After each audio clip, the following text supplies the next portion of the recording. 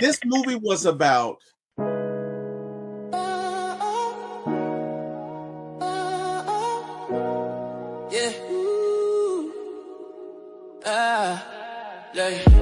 Lights, camera, action is going down.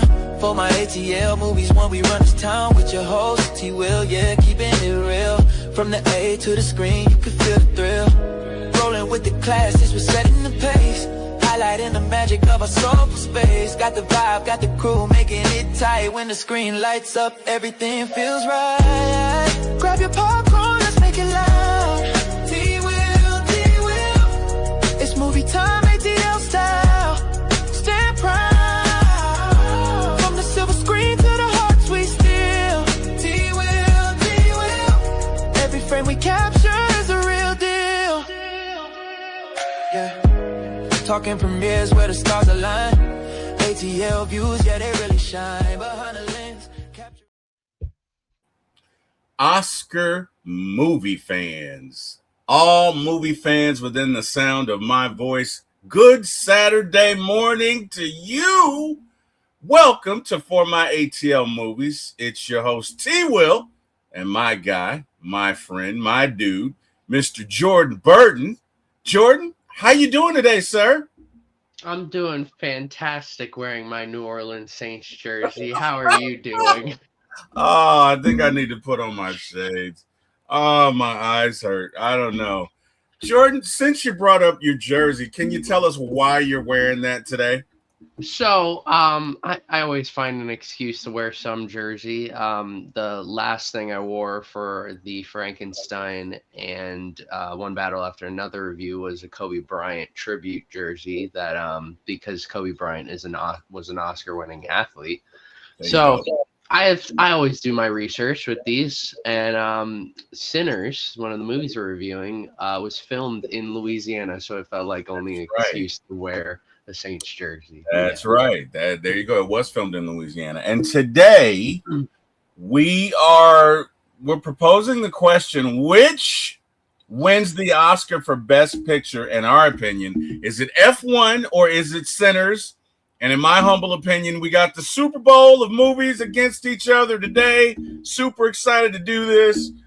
Jordan, I truly enjoy both of these movies. I know that there's another one that you preferred more than F1, but I truly enjoyed both of these movies. It was a great experience. Both were uplifting, so I can't wait to get into it, my friend. And obviously, we're going to go with the challenger first, which in my opinion is F1. So F1 was released in 2025, directed by Joseph Kosinski, starring Brad Pitt, Damson Idris, Javier Bardem, Carrie Condon. Sorry about that. Not condom. Whoops. Sorry. Pause. Runtime was 2 hours and 35 minutes. The film follows Sonny Hayes, Brad Pitt's character, a once promising Formula One driver who disappeared after a catastrophic crash in the 1990s. 30 years later, he returns to racing to help save a struggling team while mentoring a rising young driver. The movie became the highest grossing racing movie ever, making over $633 million worldwide and earning several award nominations. And let me tell you something, man. This movie was done by Jerry Bruckheimer, and you can tell it with a lot of the scenes, the action, the racing, the driving. I just loved it, but we got to get into this. So let's get into scene one. The ghost of Sonny Hayes. Well, actually, let's get into Sonny's character first. So Sonny is a central character in F1, the movie portrayed by Brad Pitt. The film blends real Formula One racing with the fictional team and storyline. Sonny Hayes was considered one of the most talented drivers of his generation, but his career ended abruptly after a horrific crash early in his career. After leaving Formula One, he became a journeyman racer, competing in various motorsport series around the world. Years later, an old friend who now owns a failing F1 team convinces Sonny to return to Formula One. His mission: help rebuild the team, mentor the young prodigy driver, prove he still belongs on the biggest racing stage. Now, in the first scene, right? We see that Sonny's laying down in his, I don't know, his van, his party van, his his live-in travel van, the Scooby-Doo van, I don't know, whatever you want to call it. But he's asleep, and somebody says, "Hey, Sonny, 5 minutes," and then Sonny gets up and goes about this routine. And I don't think that was 5 minutes, but I'm not going to split hairs. It really seemed more like 20 or 30. I mean, he ate a sandwich, he did some pull-ups, that's a lot to do in 5 minutes. But either way, he goes out.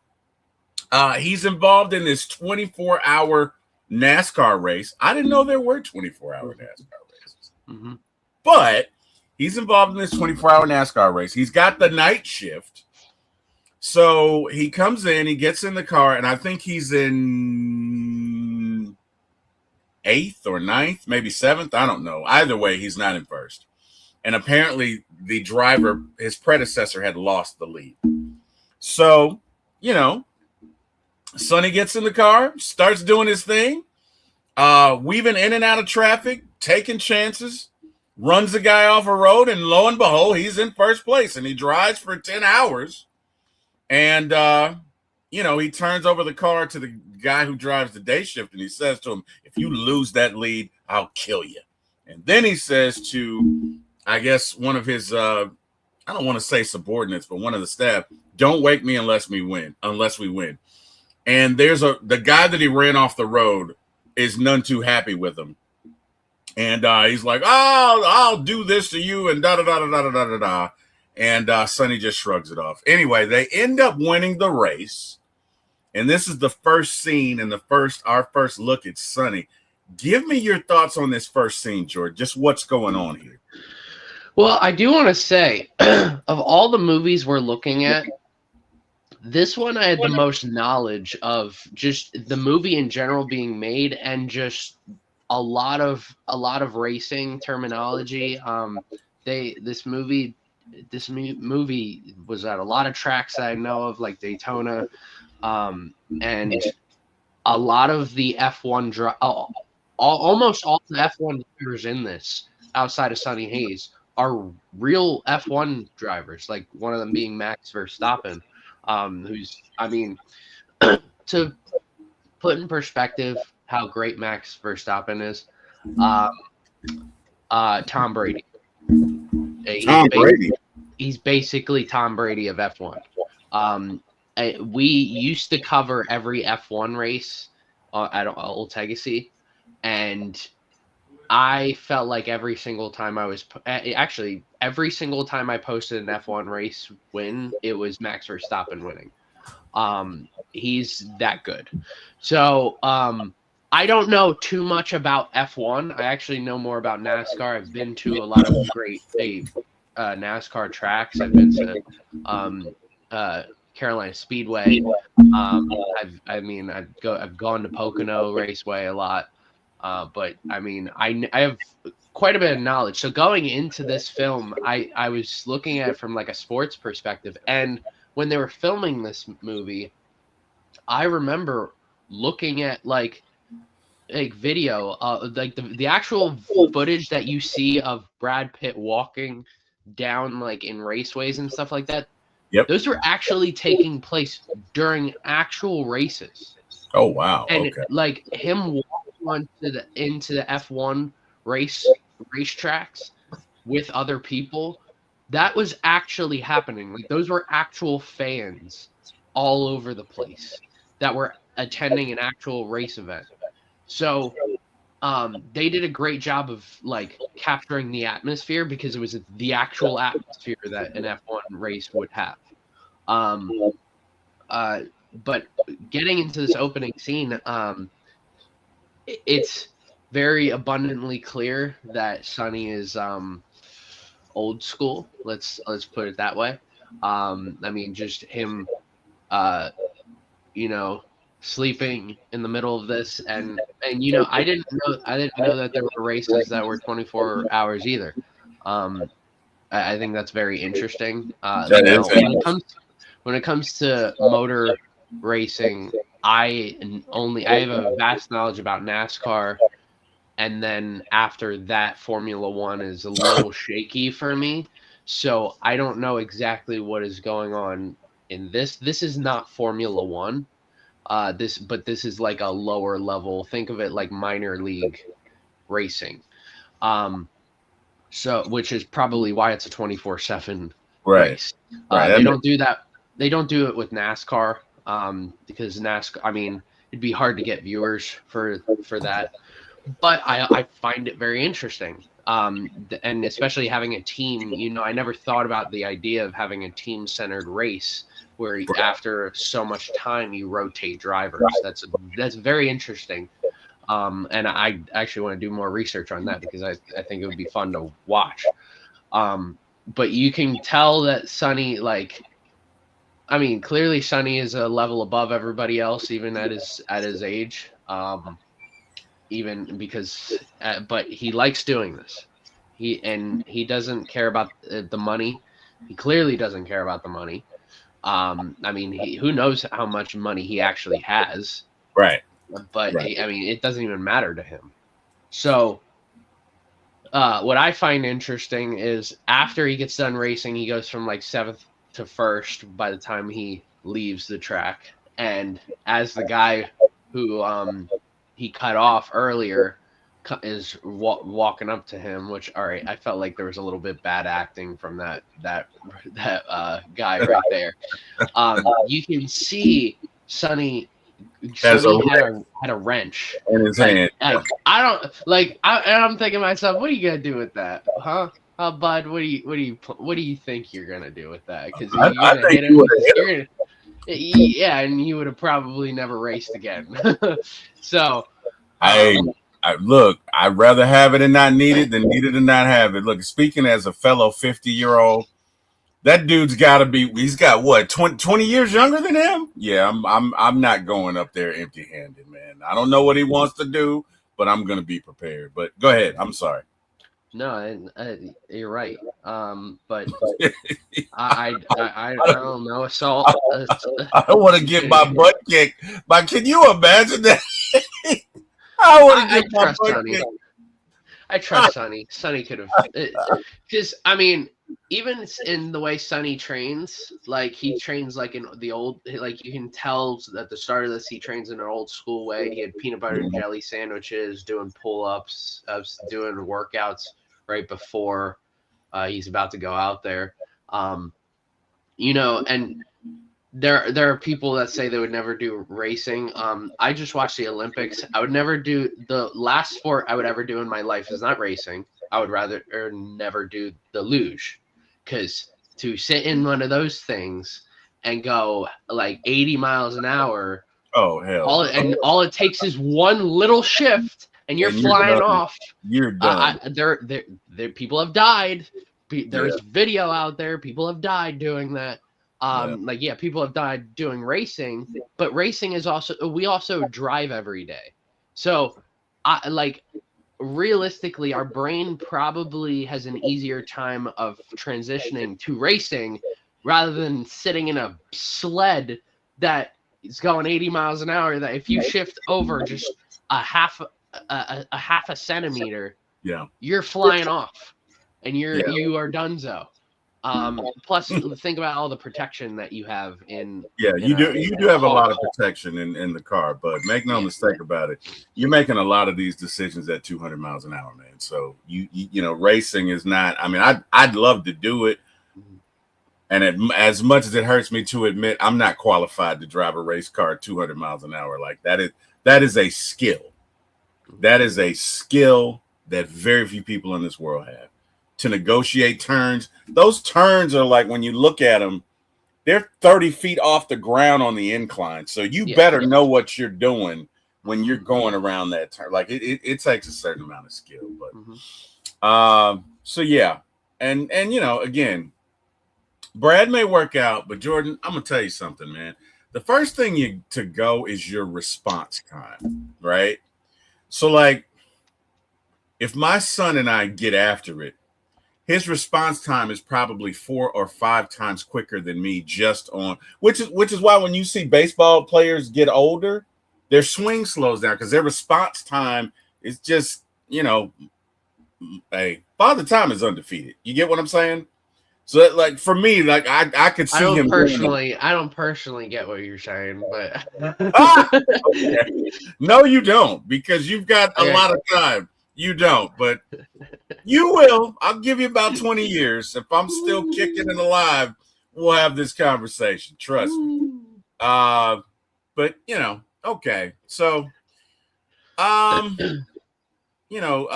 the next time we see Sonny, he's in a laundromat, and I guess he's plotting his next adventure to Mexico, where he's going to race dune buggies, and enter Ruben, a friend of his, Ruben Cervantes. After years racing in obscurity, Sonny Hayes is approached by someone from his past, Ruben Cervantes. Ruben was once Sonny's teammate during his early racing career. Now he's the owner of a struggling Formula One team called APXGP. The team is in serious trouble. They sit near the bottom of the standings. Sponsors are losing patience. Financial collapse is looming.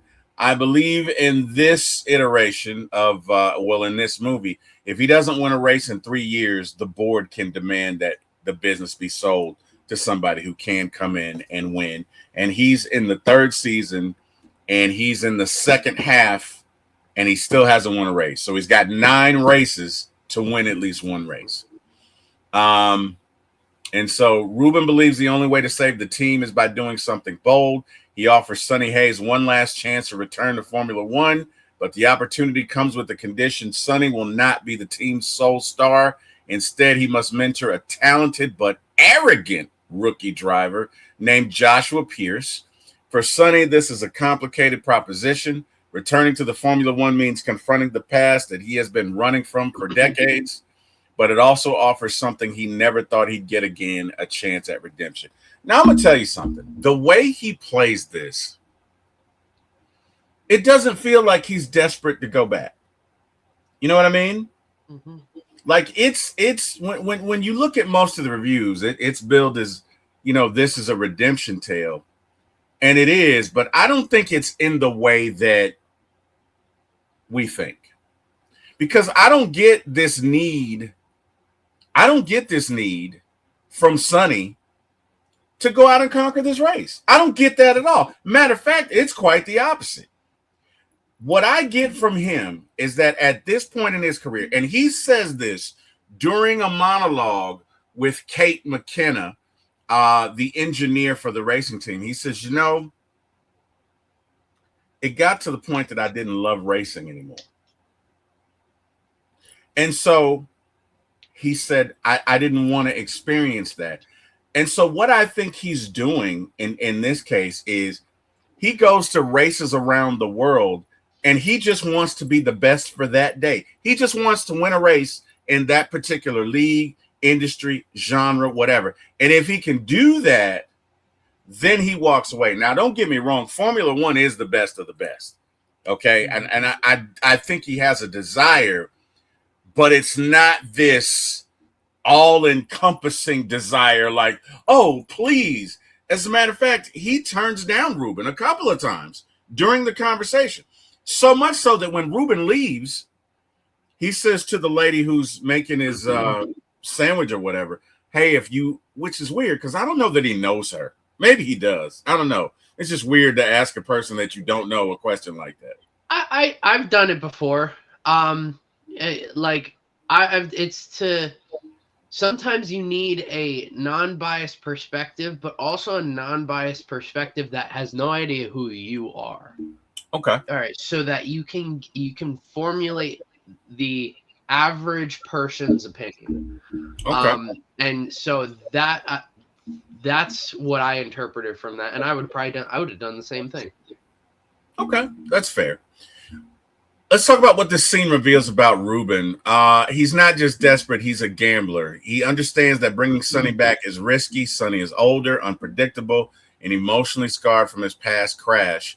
But Ruben believes Sonny still possesses something that can't be taught, racing instinct. Again, I don't think Sonny's scarred. I don't get that he's scarred from this interaction. I get that he's made his peace with it. Now, you tell me if you agree. But I get from Sonny, I'm at peace with where I am. If I never race in Formula One again, it's okay. I'm at peace with it. I'm doing this for you. I'm not doing this, Now, he does say, Ruben does say to him, well, you have the opportunity to be the best to be the best race car driver in the world for one particular day, and you'll know you're the best. And that resonates with him. But I don't think it's the driving factor. Give me your thoughts on that, Jordan. I kind of interpreted this as like, look at where Tom Brady is right now. I hate to bring up that bad man, but Tom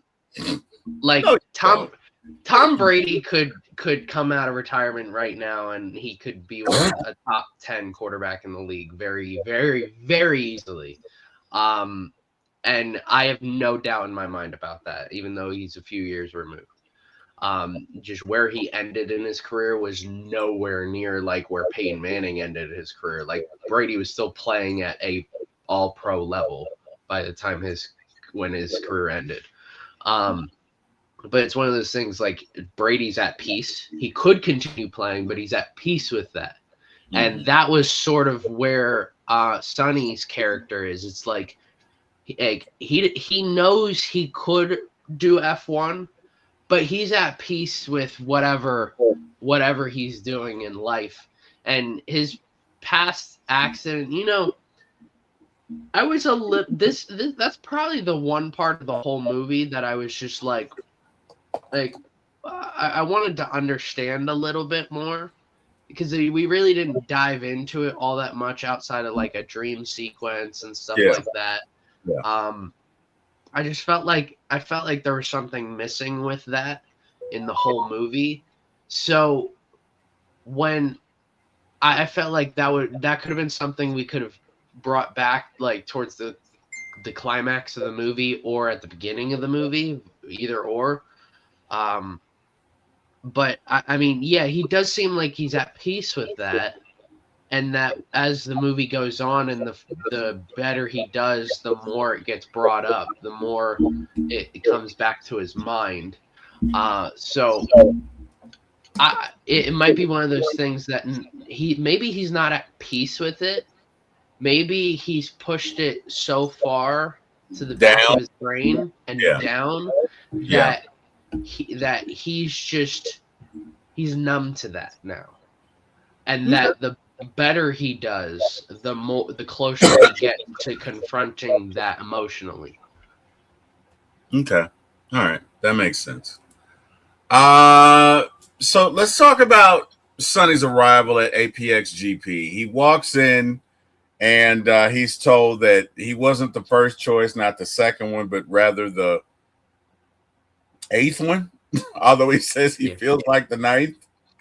And he makes a deal, and he says, look, if I can't meet his time, then I'll leave and you guys can work on, number 10. And he goes out, and he's driving. And I don't think he meets the time.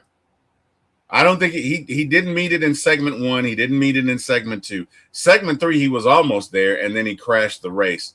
But I think Kate liked him, and she says, yeah, he beat the time, but he really didn't. But either way, it's fine. This is a group that's driven by data analytics, corporate sponsors, media pressure. Sonny's old school. Sonny in an interview is kind of like Bill Belichick. Yes, no, yes. Now, to be fair, these reporters, to be frank, they're assholes, because they're like, yeah, and you're divorced, and just bringing up personal stuff. And he's like, yep, nope. Yep. Those real reporters. That is real sports reporters, because especially in F1, like the more international you go with sports, Yep. the harder the reporters are going to be. I did You not go know into that. soccer, you go into Formula One, they will get personal because it's like when it comes to like the NFL and MLB, like you could easily replace those reporters. But the higher up you go, we're talking about now like countries that are defending like their teams, their cities, and F1 is the world. Like they say, if you win a F1 race, as the one time you can say that you are the best in the world because you are. That's just F1 is the top of the top when it comes to racing, and so things get very. The higher up you go in the world with sports, the more serious it gets. So that and you also get better journalism. The best of the best sports journalists are doing this. So they will want everything. They're gonna know your bowel movements for the day. Like Damn. that's how intense journalism gets to this point. So realistically, yeah, that's how it would be in this. Yeah. It's like soccer. I think is the most intense it gets. Like Mhm. because I mean there are situations where like I mean whatever political drama a country could be going through Mhm. would be brought up during the middle of interviews just randomly because that's just there's no divide. It is if you play for your country, you are your country, and if you lose as a country, everybody will hate you. Everybody will hate you. If you win as a country, everybody will love you. That's just how it is. That sucks, but I just think those reporters were they were kind of assholes. But I like the way he plays it. He's like, yes, no. He's not playing their game. He's like, yes, no, yes, no. And then he goes to Ruben. He says, look, I don't want to do interviews. And he was like, well, they'll fine you. I was like, take it out of my check. And he was like, you don't make enough, right? So, he's there, but Joshua Pierce and Sonny immediately clash. Joshua sees Sonny as outdated and old man, and Sonny sees Josh as just reckless, careless, and young and dumb. Okay. I have a quick question. So going into this movie, I was told by a lot of Marvel fans that they were really interested in seeing Damson Idris potentially being our new Black Panther. Yes. How did you feel about his performance in this, and do you think he would be a potentially good Black Panther? I think he would be. My guess is a multiverse. I think he'd be an excellent Black Panther because I saw him. What's the show on FNX? FNX? Is it FNX? FX. FX. Jesus Christ. Damson Idris. What's the show? It was on for 5 years. Is that Snowfall? Yeah. Okay. Yeah. So I saw him on Snowfall. Very young, charismatic, an excellent performance. So even before this picture, watching him in Snowfall, I think he'd be great as Black Panther. Mm-hmm. I think he'd be excellent as Black Panther. And he fits the bill. He's handsome. He's young. He's actually from Great Britain. So you wouldn't think that watching the show Snowfall. Because I didn't know that until about the third or fourth season when I saw an interview with him. I was like, wait a minute, he's a Brit? So I think he'd be great for it. What are your thoughts? I thought he did. I mean, visually, I think he could play the part. I've seen a lot of edits of him in the Black Panther costume, but also with the old school cape. I think after a stream the one day I was talking to you about, I was like, I just want the cape.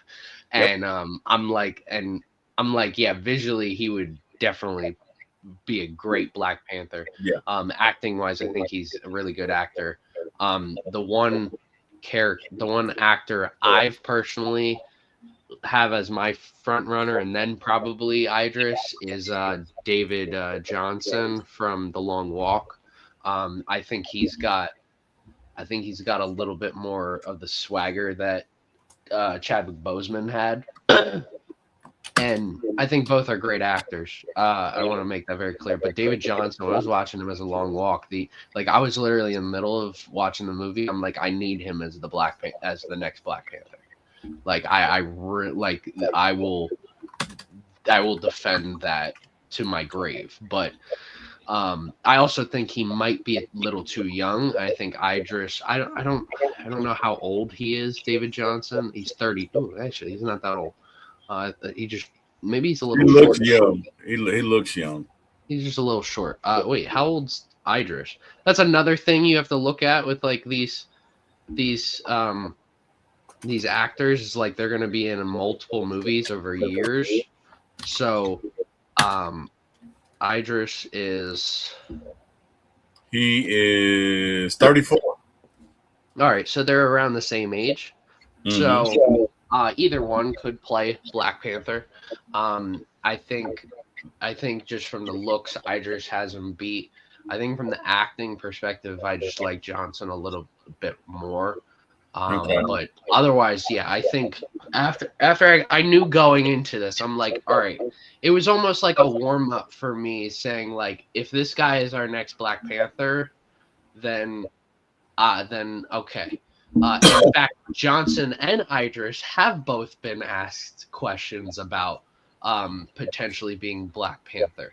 I mean, we are now to the point where anyone could be filming any movie.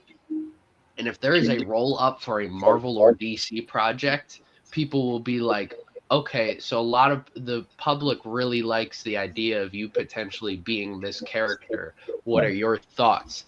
And, you can't really say too much. Right. Because if you say, like, the guy from Stranger Things, what the heck is his name? Not Mike. I forget what his name is. Stranger Things.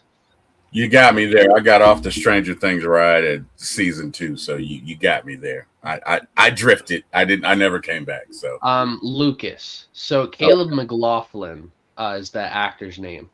So there's been video of him doing like flips and stuff like that, and people are like, "Oh, what are you doing?" And people think he's going to be our next Miles Morales, and I think he would be good Miles Morales, but I would, I don't care what race you are when it comes to certain characters, but there's also some characters that your story inherently. I need you to be like a certain race. Like Black Panther being any other race than black would be just absurd. That would be hilarious.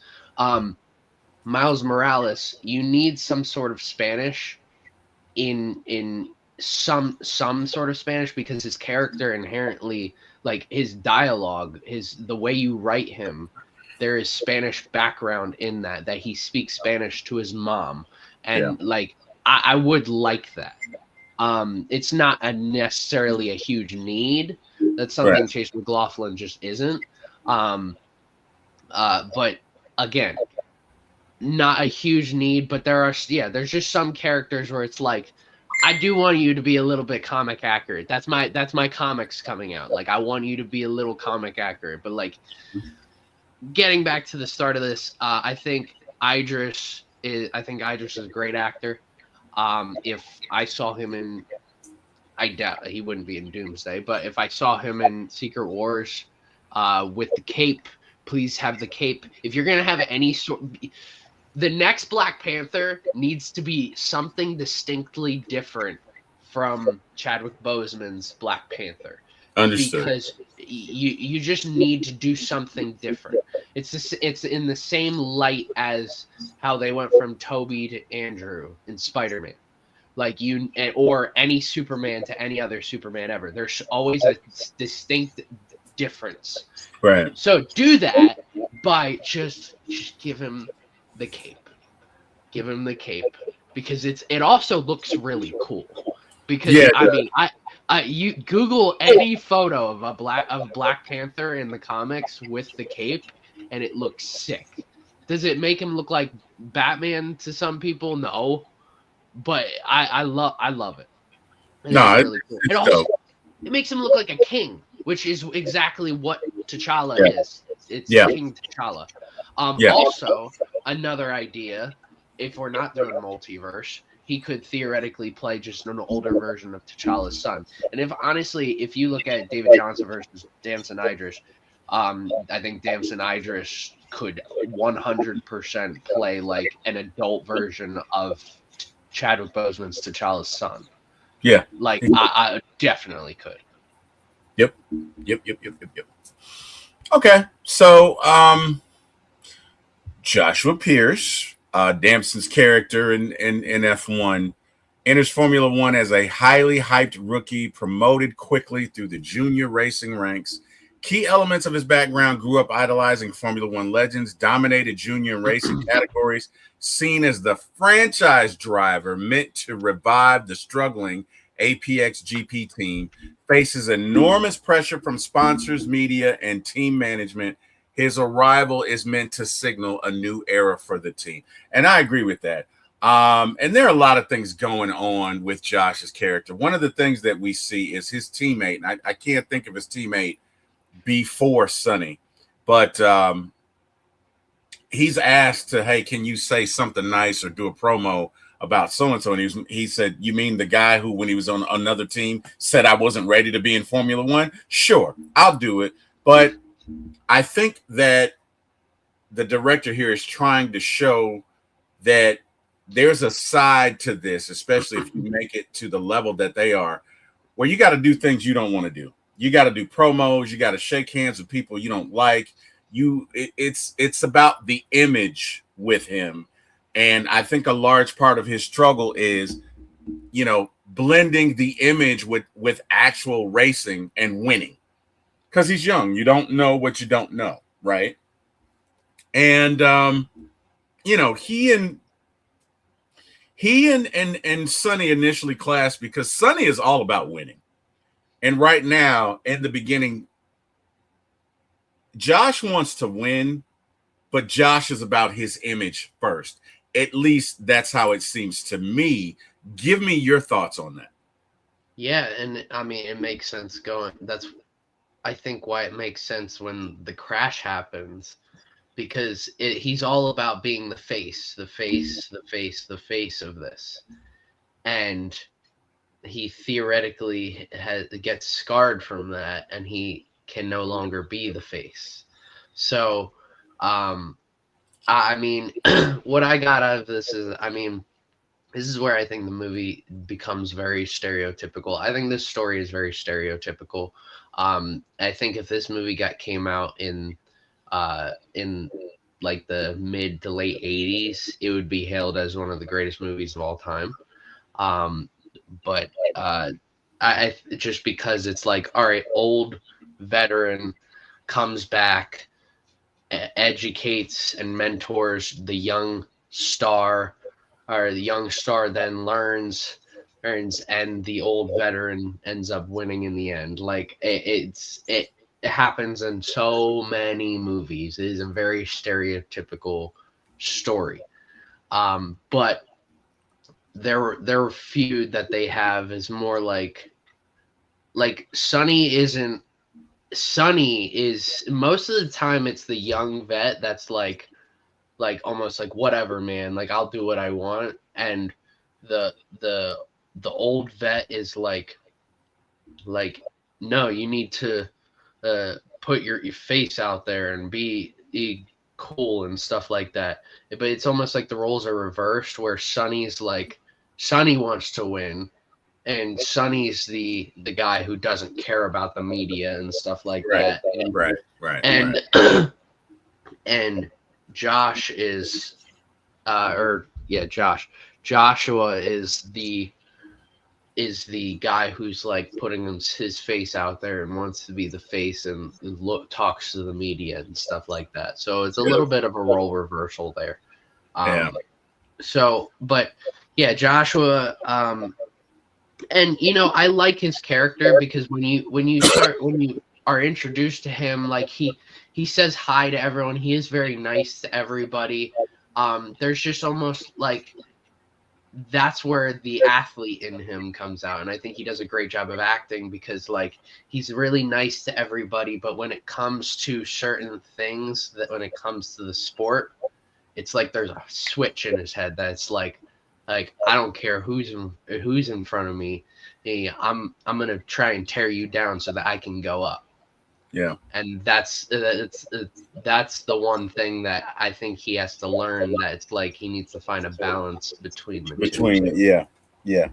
No, that's a good point. And it's interesting when because these two have a lot of conflict, but you know, when the engineer, Kate McKenna, decides, okay, it's enough of this. These guys have to work together. She invites them to dinner and she asked them a question like what bugs them about the other. And Josh says, well, he doesn't listen. And she goes to Sonny and she's like, Sonny, and Sonny's like, what? And he's like, unbelievable. That was funny. That was one of the funnier moments because he wasn't listening. He was, you know what I mean? But I relate. So I'm watching this, and I was just having a conversation with multiple people over the week. I can tell when someone's not listening really well, like that someone could be staring right at you, and you see this clear wall that's over their face, and they're just or they're into their phone, and I'll be the one to tell you. I'll be like, you're not listening to me. I know you aren't. Or they'll be like, yeah, no, I am. And I'm like, no, you're not. For example, a conversation I had with someone, I knew someone wasn't listening. So I've gotten to the point, if someone doesn't listen, I'll say very outlandish things.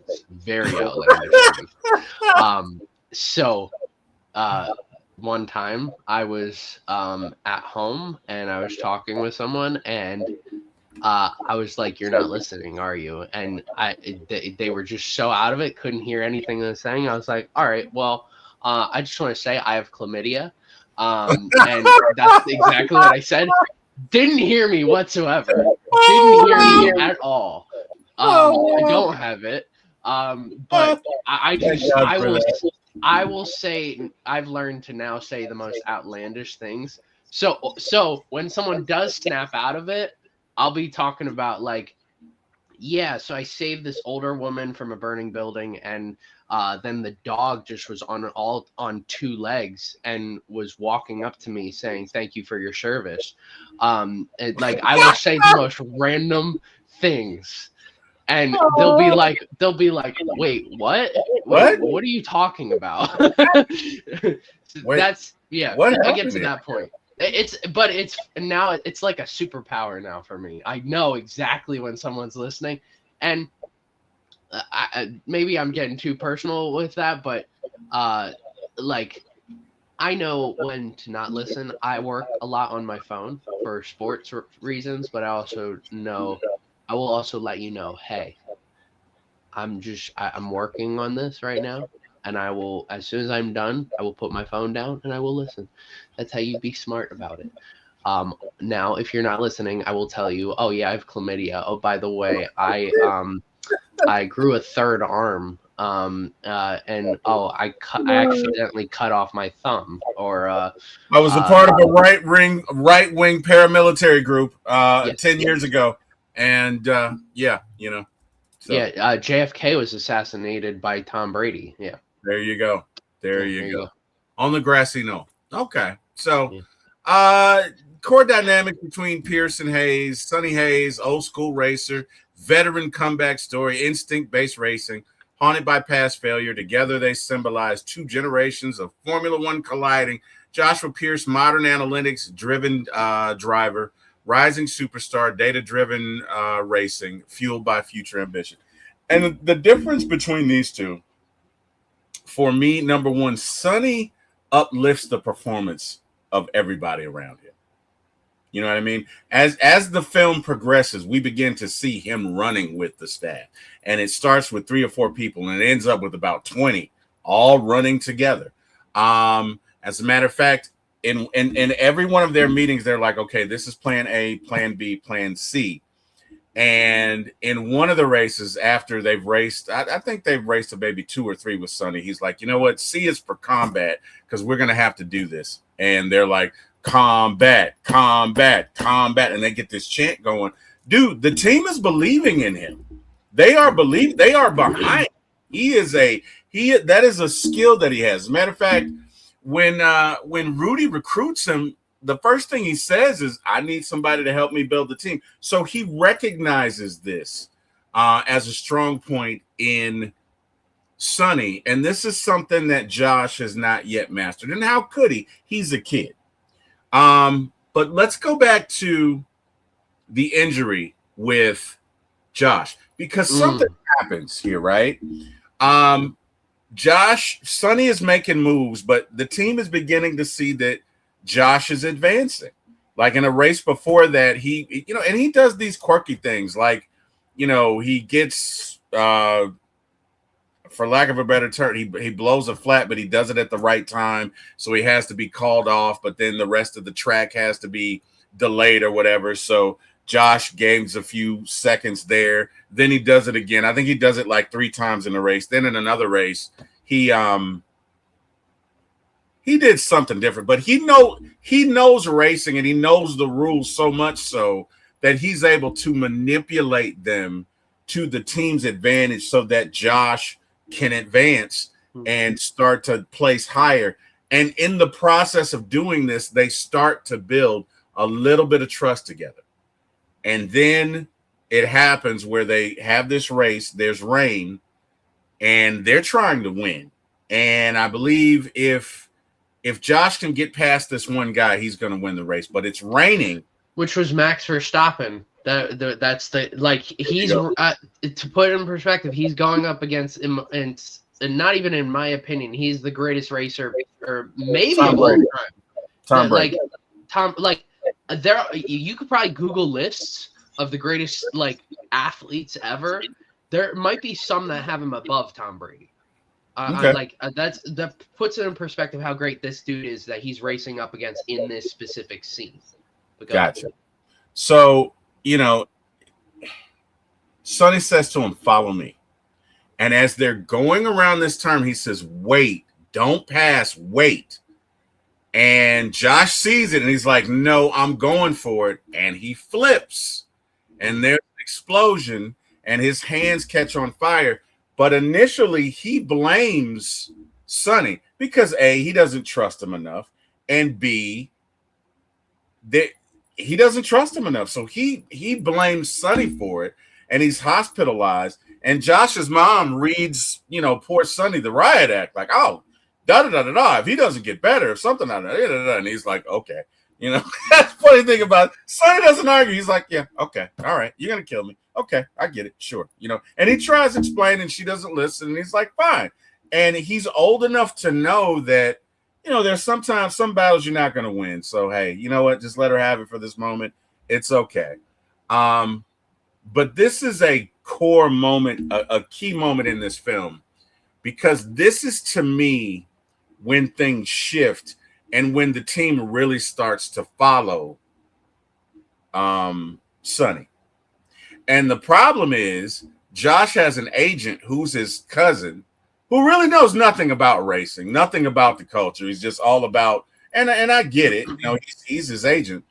But in his ear, he's like, oh, Sonny's trying to take your spot. Sonny's trying to get rid of you. He's playing him against Sonny, which is bad for the team because he really believes that Sonny is against him, right? And so I think Josh is out for 3 races, and they start to place really well. I think they get a 3rd place, a 6th place finish, a 3rd or 4th place finish, but they're doing well. They're advancing. They had no wins whatsoever. They were terrible before Sonny got there, and they're starting to make some headway. And they meet each other in the morning and they all go on this run. They are truly a team. And at the height of this, right, the last race before Josh gets back, that's when they go around and have a pre-race meeting and they're like, okay, well, what's option A and option B? And, sometimes they'll go to hard tires or soft tires or whatever, but they're basically just discussing strategy. And they ask him, okay, well, Sonny, what's plan C? Because he normally comes up with it. He's like, C is for combat. And the entire team just combat, combat, combat. And Josh sees this. And I think it bothers him because he feels like this guy's taking my team. And so the first thing he does when he returns to racing is he and Sonny are driving on the track, and he spins Sonny out and causes them to have an accident and finishes the race. And Sonny goes after him and says, look, man, you got an issue with me. That's fine. I could care less about you. I don't give a damn about you. But you're not going to do this to Rudy. This guy backed you. He's there for you. And I'm not going to let you damage this team. And, again, Josh is kind of young and arrogant. He laughs about it. He scoffs. He thinks about it. And the one thing that Josh does that I'm glad they wrote in here is Josh is a student of the game. So he goes back and uses the analytics and all of the simulated driving, and he recreates the race. And he sees that, no, Sonny told me to do the right thing. I did this. And he goes back and he tells his mom, you know what? It wasn't Sonny's fault. It was me. And it's at that point that they then begin to trust each other. And they have another race. And wouldn't you know it, right? Sonny has an accident. And we find out the next time Sonny, and Sonny, the other thing about it is Sonny has these playing cards that he throws them like he's Gambit or something. Like he's very astute in playing cards. I guess he used to be a gambler. Don't sit down to gamble against him. That's one thing I'd say. If you're going to gamble, Jordan, don't sit down and play Texas Hold'em with Sonny. That's all I'm going to say. But he throws these things with like astute accuracy, like he's, I don't know, a cardsmith. Like he was a soldier, in the United States Army, and all he did was throw cards and kill people. Like that's how accurate he is with it. So anyway, he keeps this deck of cards with him before every race. Well, before this one, he forgot to put them in his pocket, right? So that's like his good luck charm, his talisman, whatever you want to call it. And in this race, he ends up in the accident. Well, he wakes up and Rudy's like, you got this injury, you got that injury, you got a fractured back, you got this and that. He was like, there's no way I would have put you in a race car if I knew this. And he was like, Rudy, we're race car drivers. Danger comes with it or whatever. And he's like, no, you can't drive for me. You can't do this anymore. Blah, blah, blah, blah, blah, blah, blah. Right. And I think in between this or before this, someone had come to him. One of the, I guess, members of the board had come to him with this plan to kind of screw Rudy out of ownership if he willingly lost the last race or something like that. Right. You remember that? Yeah. Okay. So Sonny, I guess, has his lawyers draw up this paperwork saying that basically he can't sue Rudy and he's liable. And he's like, look, man, it's one last race. You haven't paid me yet. He tears up the check. Let's do it. And he's like, we need a miracle. And he's like, well, we won't get one if we don't race. And they proceed to start the race. And this is by far my favorite scene in the movie is the last race, because we really get to see Sonny and Josh work together. And it is a beautiful sight. And you know what? Of course, towards the end of the race, they are on older tires. Number 1 and number 2, who are in front of Josh, are on younger tires. And basically, they're going to win because they can't corner maneuver, go around certain things because you don't want to have a blowout. And so Sonny engineers this accident, right, where his tire is damaged, but he leaves debris on the track. And so they have to slow down. But because their team didn't qualify in the top 10, Sonny's team gets a fresh set of tires and the others don't. And the race is going to start in 10 minutes, and they got to rebuild Sonny a car in 10 minutes. And they do, but they leave with that advantage. And what ends up happening is Sonny and Josh work together and end up winning this race. But when I tell you the special effects and the cinematography, I felt like I was in that car with them, Jordan. I felt like I'm riding with them. I felt like my heart was racing. Like, this was my favorite scene of the movie, and it did not disappoint, man. And when they win, like, I had to catch myself from throwing my hands up, even though I knew what was going to happen. I love this movie. I love that last scene. I've been talking way too long. Give me your thoughts on this last scene. Well, I want to go back to one scene in particular because I got up out of my seat and I was like, there ain't no way. In my opinion, Joshua should have died in an accident.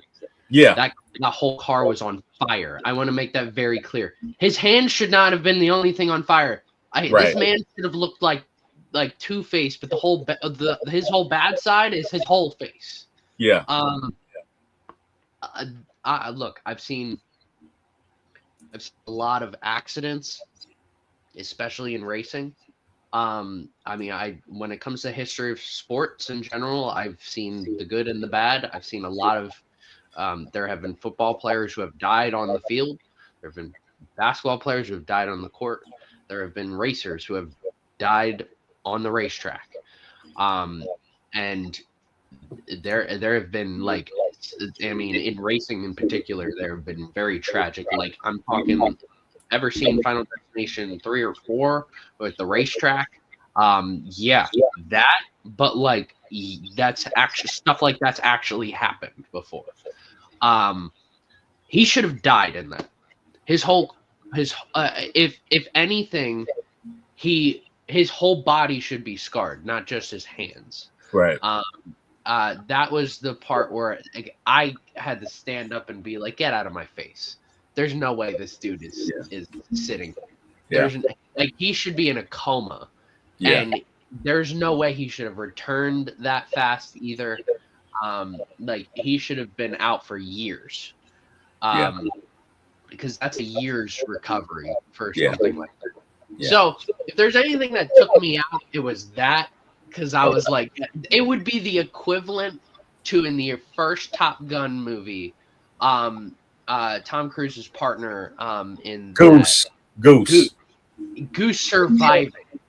Yeah. If Goose survived, that is exactly what happened. And you know what? If he died in this, it would have followed Top Gun, basically. Yeah. The entire plot would have followed Top Gun. Yeah. So I got taken out with that. But yeah, him coming back, and I didn't really care. I don't. Montage scenes are a little iffy for me. I think we talk about montages a lot in a lot of the movies, especially Captain America. Captain America has a very infamous montage of him going through wars and stuff like that. But the montage, I guess you have to do that in this type of movie because the races are over the course of a lot of time. So it just felt like I wish we got to see just one race specifically, the first race after the accident, and seeing Sonny go through, almost missing him, very clearly missing him. Because that would have added a little bit more emotional weight to their connection. Yeah. Also, I would have liked to have seen how that accident impacted Sonny, psychologically, based off of his previous accident years ago. That was clearly affecting him. Again, he could have twisted the plot into a full circle moment. But he ends up coming back. I like the fact that Joshua kind of I like that Josh sort of makes Sonny get into the accident, because then it's all right, it's sort of it's Joshua is still young and he's learning. And right. Should he have done that? No. He could have killed him. Again, we are racing. It's not one of those things that you can just like get someone into an accident. And that's where I felt like some of this movie kept doing that. It's Was like a little cavalier. Yeah. yeah, these people are driving like 200 miles an hour. You need to like it's not something that like ha ha ha I knocked you Yeah. into a wall. Yeah. People have died doing this. And I mean, Dale Earnhardt Sr. Yeah, that's exactly what I was gonna say. Yeah. I can tell you like probably 15 stories of individuals who have told me at some point in my life where they were and what they were doing when Dale Earnhardt Sr. died. Yeah. Like I can tell you the whole.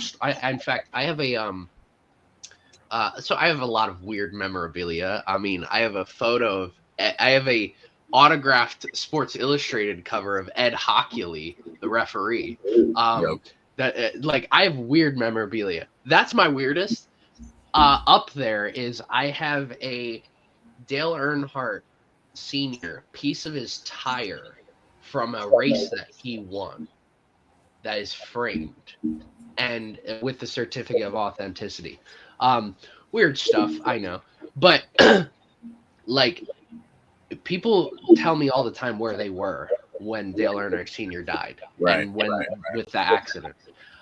So like I take those very seriously where like you can't just this ain't bumper cars, bro. This is life or death.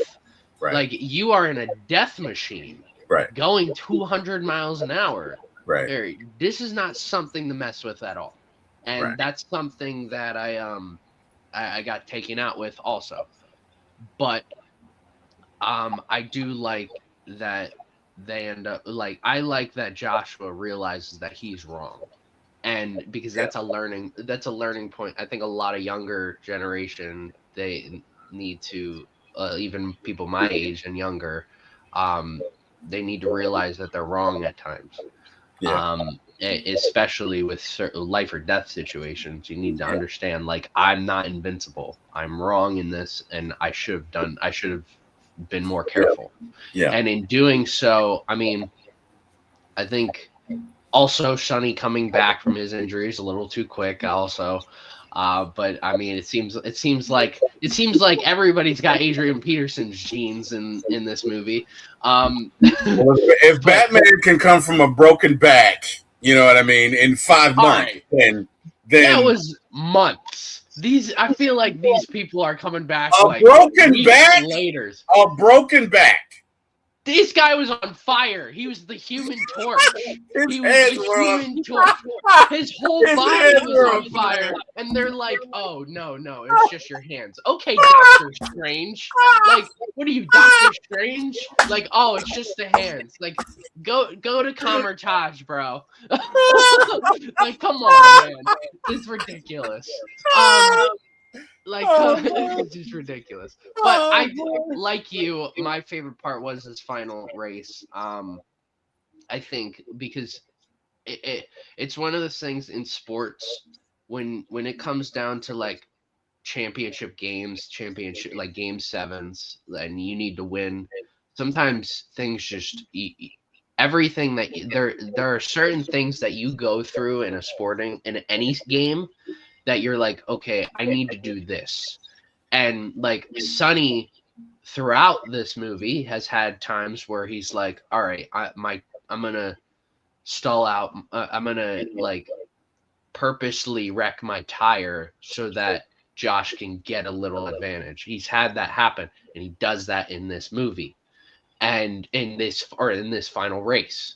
So like everything that they were working on that was working in all these other races, it got together to happen in this final race, which leads them to winning. I like how I always wondered who was going to end up winning this final race, because I knew by the end of this movie one of them was going to win a final race. And it just seemed like if Sonny ended up winning, we'd be like, yeah, like it's almost him taking the mantle from Sonny, but Sonny never had a mantle in the first place. So that's why it made so much sense for Sonny to be the one to win. And it made sense that that Joshua would be the one to wreck the other car that was competing with them.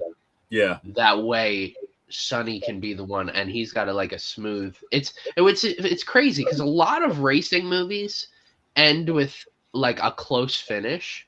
Mm-hmm. And like our prime example that's not related to, that's the most obscure example is Cars. Like like how every race is just so close, Mm-hmm. and this one just isn't. It's like Well, we all know he's gonna win.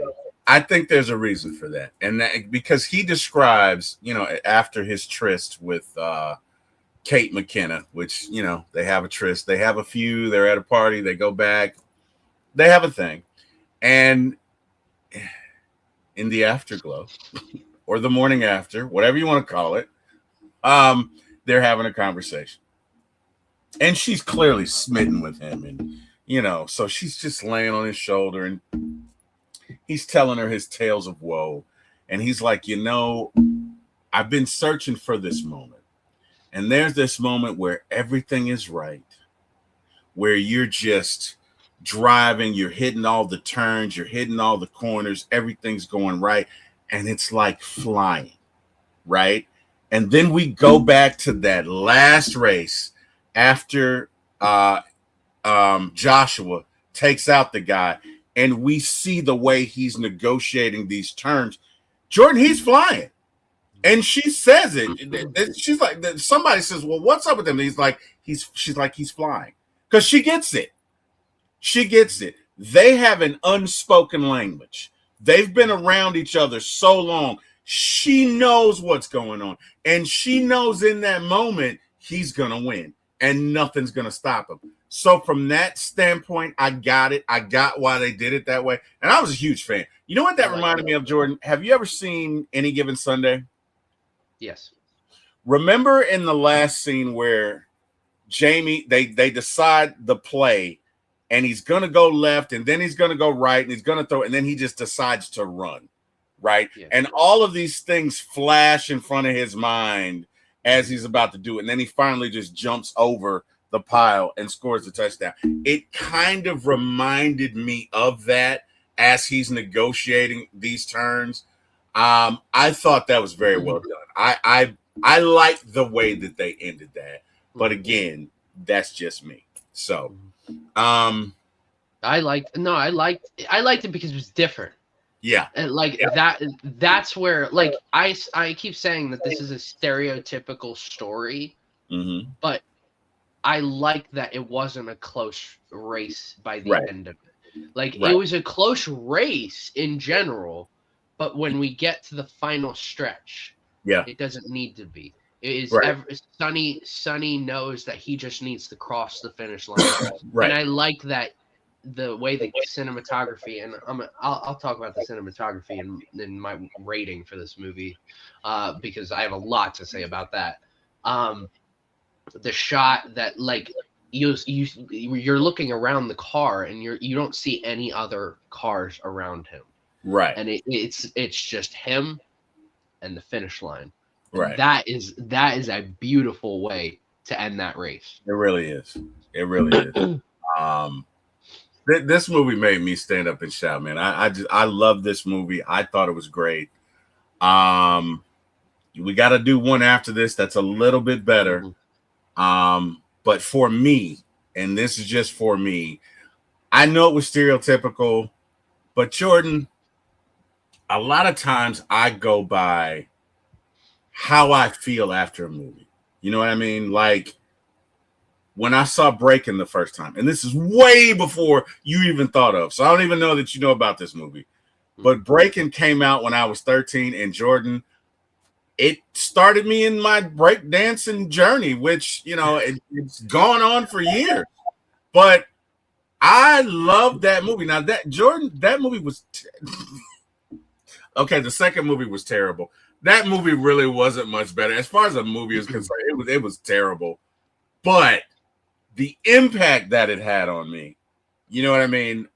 I just loved it. Right when I left New Jack City, oh my God, so many things firing in my synapses as I leave, and so many things in my brain. And what about this? And what about that?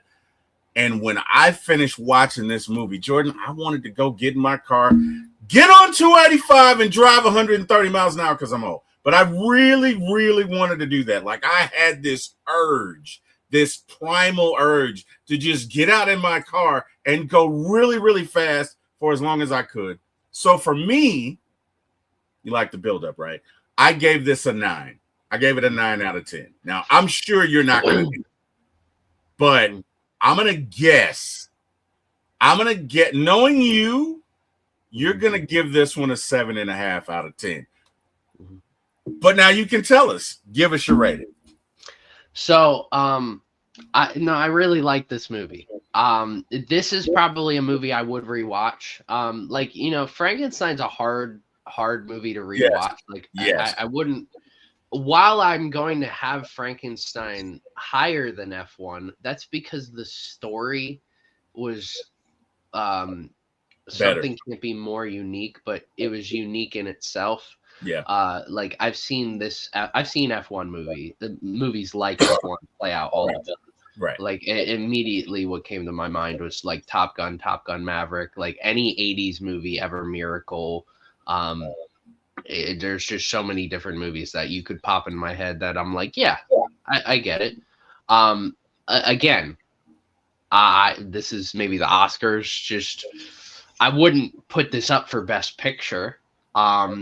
Because of how stereotypical it is. For me, if a movie that should be up for Best Picture should not be. So I should never say the word stereotypical when I'm talking about a movie that is up for Best Picture. I should never ever say that. But what this movie does add is it has fantastic acting, very realistic. I love the way that they're building actual F1 into this movie, and the cinematography.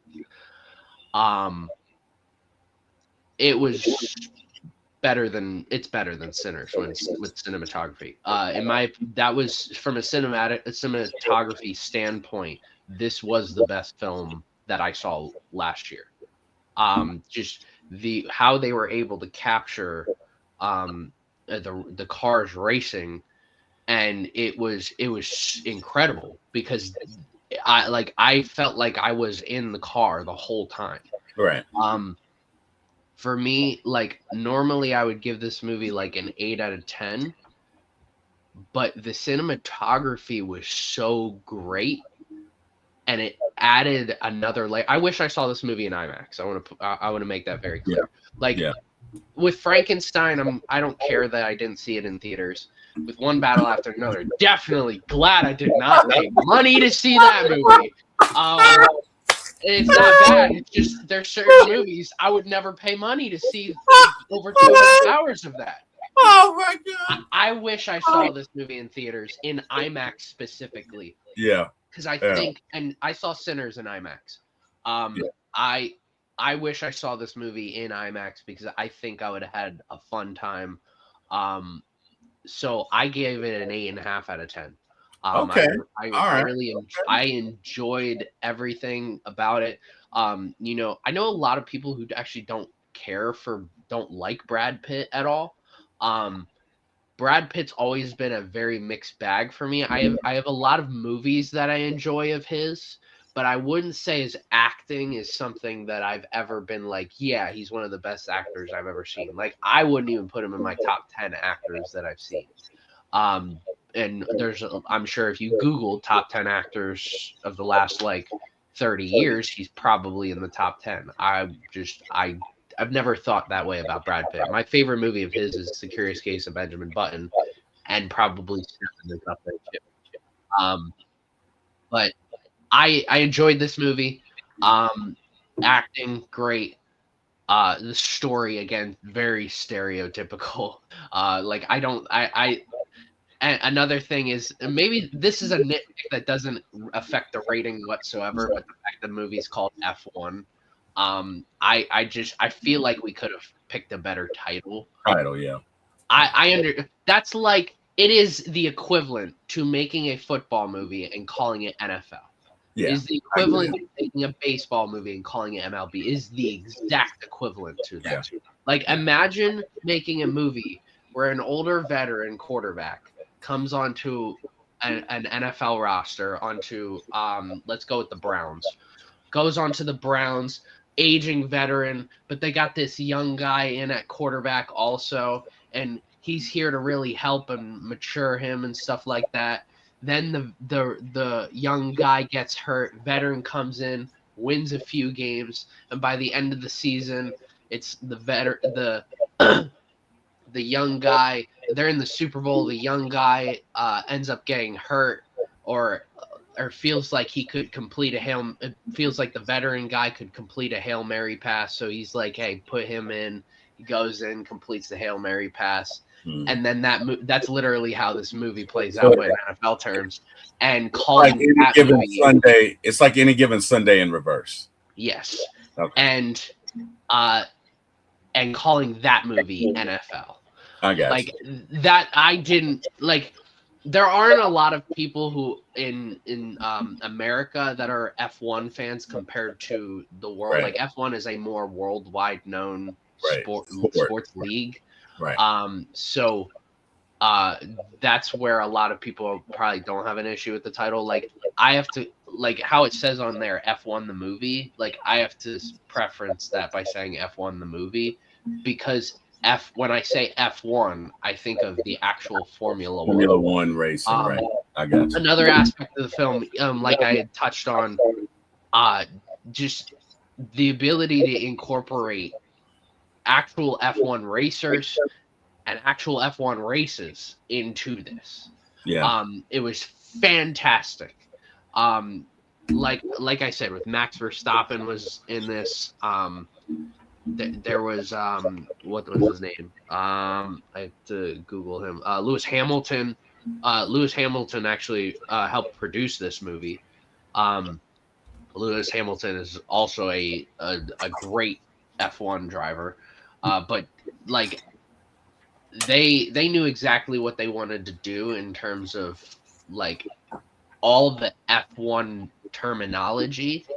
Right. And all they had to do was figure out what a story would be. So that's why I think the story needed to be stereotypical, because there was already so much other great things that they had for ideas for this movie that they're like, okay, we just need to figure out a story. But that can be the hardest part of making a movie. That is the hardest part of making a movie, is how do you get the story together? But just overall, really solid. I think he should have died. That's my opinion. But otherwise, I really enjoyed this movie. I gave it an 8.5 out of 10. Awesome. That's pretty okay. So we're not as far as I thought we were going to be. No. All right. So I gave it a 9. You gave it 8.5. That's pretty good. Okay. Yeah. Good deal. Well, now comes the champion. Yes. It's that time. It's that time, America. We are about to preview, in my humble opinion, one of the greatest films I've seen in nearly 10 years. Very creative. Cinematography was excellent. Storyline was excellent. It was almost like watching two movies in regards to the pace, at least from my perspective. Phenomenal story. And I'm going to tell you straight up, this movie's perfect to me. But we're talking about Ryan Coogler's Sinners. And man, oh man, Jordan, I think I may have seen this movie like 10 times. Excellent movie. Excellent. A lot of things going on in this movie. Directed by Ryan Coogler, starring Michael B. Jordan in dual roles. That's right. Michael B. Jordan is playing Smoke and Stack, two twin brothers. It blends Southern Gothic horror, historical drama, gangster storytelling, supernatural mythology, and blues music culture. Set in 1932 Mississippi, the movie follows twin brothers returning home to start a juke joint, only to discover a supernatural evil waiting for them. Wow. Man. Let's get into it. First of all, let's talk about the brothers Smoke and Stack. Okay? And there's a particular wardrobe differential between them. And in this case, it means something. So Smoke is a morally gray, I don't want to say anti-hero, but he's morally gray, operating in the criminal underworld, surrounding the central conflict of the film. He's street smart. He's emotionally guarded. He's strategically dangerous, a survivor of a brutal environment. Unlike traditional villains, Smoke isn't driven purely by evil. He is shaped by trauma, loyalty, and survival instinct. Smoke fits into the classic neo-noir archetype of the reluctant enforcer. Basically he's calculated, he's loyal in most cases. He's emotionally guarded, and he is one half of the twin, and his twin is Stack. Now, Stack is a street savvy operator deeply connected to the criminal ecosystem surrounding the events of the film, but he is smooth and charismatic. He's the salesman of the group. He's loyal when it benefits him. He's extremely dangerous when cornered. To me, he kind of reminds me of Stringer Bell from The Wire, maybe a little bit of Frank Lucas from American Gangster. He's able to persuade people, negotiate deals, calm tense situations. He's very ambitious, very opportunistic. And these two were soldiers. They went to the war, then came back and worked for Al Capone. And they ripped off the mob.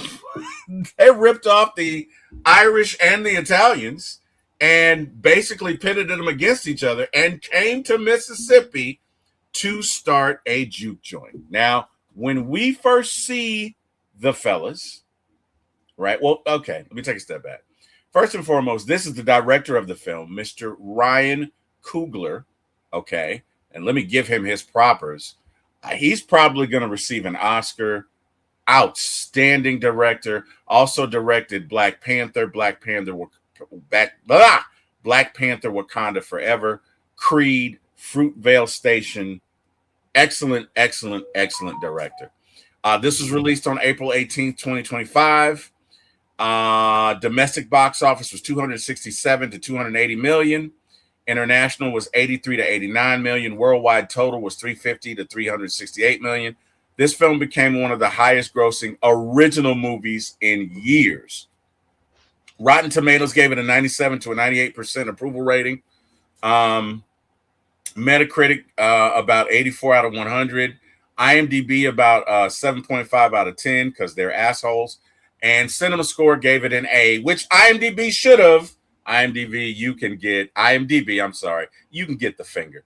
But again, great film. Obviously, you know how I feel about it. Let's get into the first scene, right?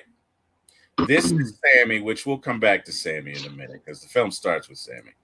But let's get into the first scene. Now, we see that Smoke is in blue and Stack is in the red tie and red garb, right?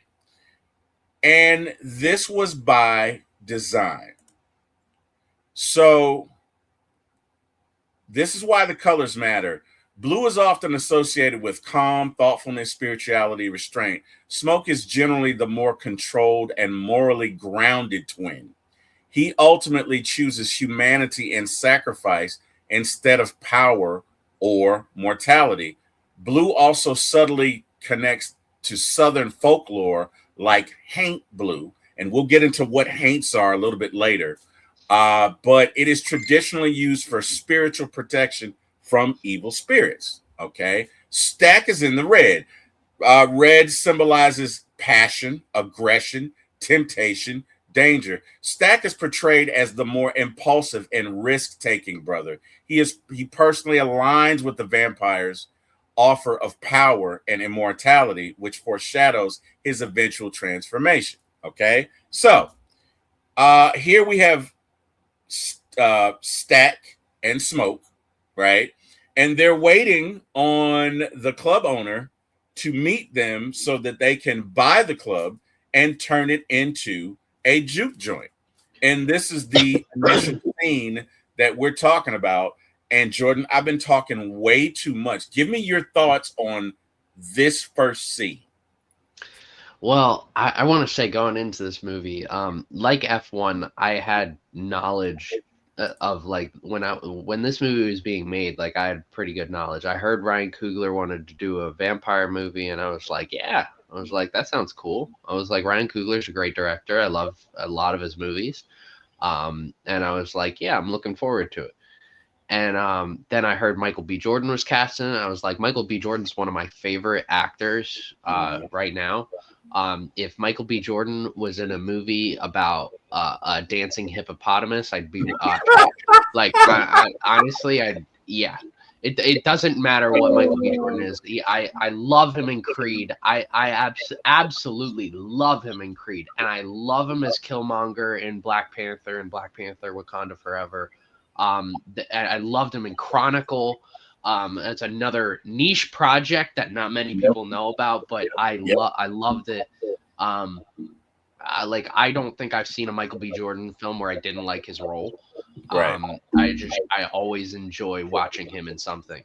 And when I heard he was getting cast in this movie, I was like, all right, there we go. We're going to go see this movie. Then I heard he was getting casted as twins, and he was going to be playing two roles. And I was like, what?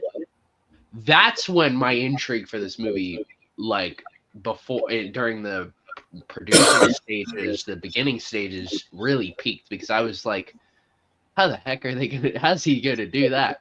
I thought visually it wouldn't be that great, but watching this movie, I'm like, wow, it is incredible how you don't know that they're not two people. And to take a step back here, his performance as the twins, these are two distinct personalities. He does a great job.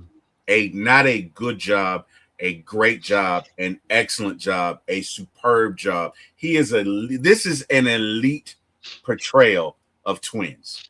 The only thing that I can think of is it Patty Hearst in The Parent Trap, where in the original Parent Trap, where she's playing the twin. It rises to that level. But anyway, go ahead. You're talking. Sorry, just wanted to interject that. You're right. And I mean, all right, I didn't watch the original Parent Trap. I watched the one with Lindsay Lohan. Yeah. But I mean, I get exactly what you're saying. But like, I felt like they were two separate people. Yes. And that is what made him he deserves an Oscar. Yes. For best, I guess it would be supporting character, because he's technically not the main character. It's technically their cousin, Sammy, who's technically the lead. Yes. But he does such a great job that I'm like, I don't know how he doesn't win. Like, if he doesn't win Best Supporting Actor, I'm very curious. It's probably a project that we didn't review or didn't see. That's probably going to be what happens. But he did just such a great job that I'm applauding him for this, because this is probably his best acting performance that I've seen of Michael B. Jordan. I can't stop thinking about how great he did. But going into this movie, I knew when I heard it was a vampire movie, and I'm like, Ryan Coogler's directing, Michael B. Jordan's going to be in it playing twins. I'm like, all right, let's go. I heard Haley Steinfeld was going to be in it. Love Haley Steinfeld and so many different things. And obviously her husband is Mrs. Haley Steinfeld, Josh Allen. I call him Josh Steinfeld Allen because he should take her name. But I heard he was going to be in this. I saw the trailers and I was like, this movie looks like it'll be really good. And I remember I saw it opening weekend. I saw it on a Saturday. I wasn't like dying to see the movie. I knew that like there's not going to be much spoiled. I heard it was great. I heard it had great reviews on Thursday and Friday. So I was like, all right, yeah, I can't wait to see this movie. I think it'll be fun. And I remember watching it, and it just feels like like it doesn't even feel like a vampire movie. I've seen a lot of vampire movies. I don't care there's two different types of like horror elements that I never enjoy. Zombies is number one. Zombies just aren't. Yes, yes. They're so There's boring. no hope. There's no hope. They're just stupid. They're boring. My favorite zombie movie, to put in perspective, is probably Warm Bodies, which is just not even people are gonna be like, "What the heck is Warm Bodies?" And the people who say no Warm Bodies are gonna be like, "Really?" Yeah, because I love rom-coms, and it's a zombie rom-com, and it's pretty funny too. It's got the guy who plays Beast in the prequel X-Men movies in it as a zombie. But I enjoyed that movie so much. I don't care for zombies. I don't care for vampires. People are going to say, you watch the whole Twilight movies. Yeah, I watch every movie. When I say I watch every movie, I watch every movie. Any movie. If you say, hey, you should watch this, I'll be like, okay, and I will watch it. It doesn't matter. I've watched the Twilight movies just 2 times through. I watched it when I was really young, when they first came out, and then I watched it when I was a senior in high school because I was bored. And I was like, all right, let's watch this. Maybe it got better over time. It's probably time that I probably revisit it to rate it, because I haven't even rated those movies. But like I was like, vampires have just never been it for me. Yeah. I just don't care all that much. I like old school. Like, if you want to talk about Dracula, I don't feel like we've gotten a great Dracula adaptation, but I feel like we could, especially after this movie came out. But yeah, vampires and zombies, those are the two areas where I'm like, they don't scare me because they don't exist. It's scientifically impossible for a zombie to exist. And there's folklore about vampires and stuff like that. So I never rule. Look, all right, let's get into supernatural real quick. When it comes to ghosts and stuff like that, there's a possibility of those happening, of course. Vampires drops down to maybe less than 1%. Zombies, it is scientifically impossible for a zombie to exist. Like, it's just there's nothing in your brain that could incorporate like bringing you back to life and being in that state or form. There are instances where people die and then come back to life, but they don't revert to something that is zombie-like. It just doesn't happen. It has never happened in the history of human beings. So when I say zombies suck, because when I watch a zombie movie, I watched 1 or 2 episodes of Walking Dead, and I'm like, I just can't get into this. It's just, zombies are not my thing. I did like The Walking Dead, but what got me was the hopelessness of it. Right? Yeah. Like that. I don't like dystopian society movies, but what got me with that, there's an episode. So it's 2 things. I don't like when they just kill people that anyway. There are 2 TV series that I just had to get off the train. Mm-hmm. And one of them was Walking Dead. Mm-hmm. There's a cheerleader, little blonde cheerleader. I can't remember what season it is, but they killed her and my heart just broke. I cried real tears. I was like, I can't watch this anymore. No, I'm not gonna watch this death every week. You know, some of these characters you really like, you know what I mean? Mm-hmm. And that kind of reminds me of what was it? The hospital drama, Grey's Anatomy. Shonda Rhimes, I love Shonda Rhimes. She can get the finger. And I'm going to tell you, I'm still mad with her behind this. I don't know if you've ever watched Grey's Anatomy, but there's a character on there named George. George was the sweetest guy. The sweetest guy. He was the emotional glue that held the show together. And damn it, Jordan, she killed him.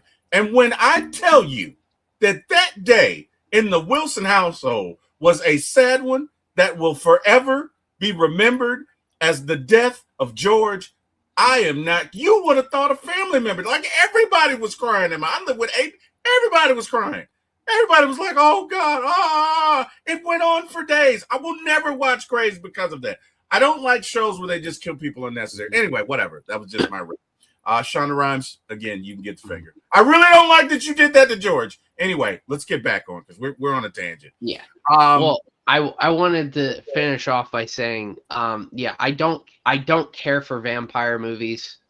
So when you watch this movie, right, they do such great job of world building and me liking all of these different characters. That's one thing, and the number one reason why this movie will win Best Picture and why it is better than clearly better than any of the other three movies that we reviewed is its ability to world build, and for me to like all of these different characters, and when they ultimately fall, it makes it more heartbreaking. Yes. And and they do such a great job of doing that, and I can't help but put this movie on a higher pedestal than any of the other movies that I saw last year. Yeah. No, I agree 100%. It feels like from a tone perspective, it's two different movies. Because for about an hour and a half, to your point, they're world building. They're building this up. It doesn't feel like a vampire movie. No, it doesn't. But when the vampires get there, then it shifts. Yes. Then it shifts and it's full on. Let's go. Who's gonna survive? Who's not?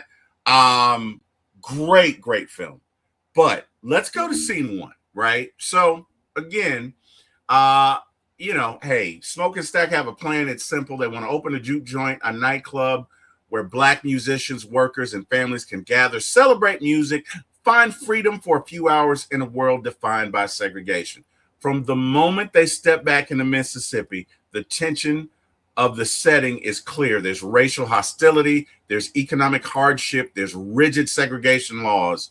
But alongside the danger is something powerful: culture, music, and community. The brothers are determined to build something better than the life they left behind. Yet the film quietly hints that the past and something darker is already awaiting for them. And let's talk about this for a sec. So, they meet the guy or whatever. It's interesting because this guy is a grand dragon of the clan.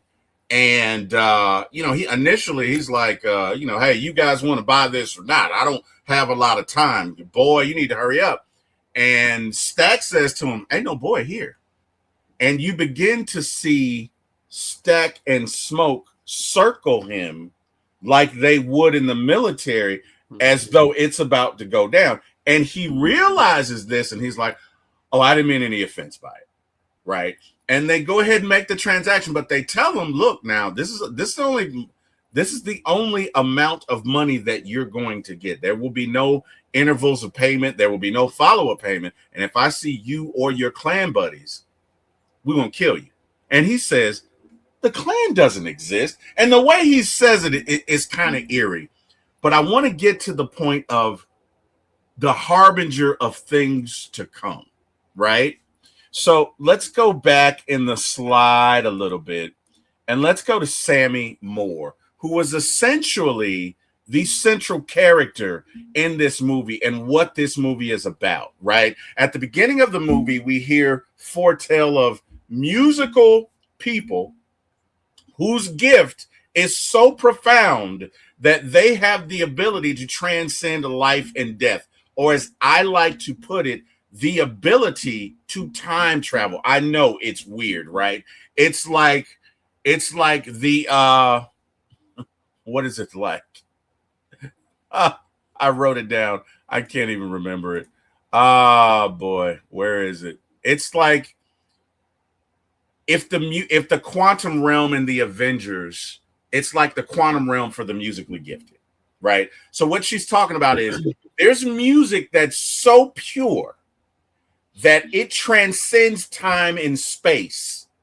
And we see that play out. But we'll get to that. But in the beginning of the scene, we see Sammy Moore. He clearly has 3 cuts on his face. And he opens up the doors to the church. And his dad says, come on in. And my son has had a bout with sin. And, son, are you ready to put the guitar down? This is the first time we see him, right? But the movie is a battle for his soul. That's essentially, Remick, who is the main antagonist, the vampire, is coming to convert Sammy so that he can use his gift to travel back in time and meet his ancestors and meet with his people. Because one of the things about being a vampire is you're trapped in this body. Your soul is trapped. You cannot leave. Yes, you will live forever, but you are doomed to your body. You can't go anywhere, right? And that's the whole premise for this movie. Anyway, let's get going, because we got a lot to cover. So, look, they're basically trying to. The first half of the movie is about them world building and setting up everything that they're going to need so that opening night comes off as a hitch. So they pick up Sammy from the church as he went to visit his father. It feels like he goes to visit his father every day. He did his chores. He went to see his dad. He says, "Hey, Dad, I'm going out tonight." And his dad says, "Hey, you keep going to the devil. He's going to follow you. You keep going to sin. It's going to follow you." And this ends up being prophetic. This ends up being foreshadowing. But anyway, Smoke and Stack pick up Sammy. They take him on their way to their journey, and they're late by the club owner because he was late arriving. And so now they decide, hey, we got to split up. But before all of that, they go to this truck.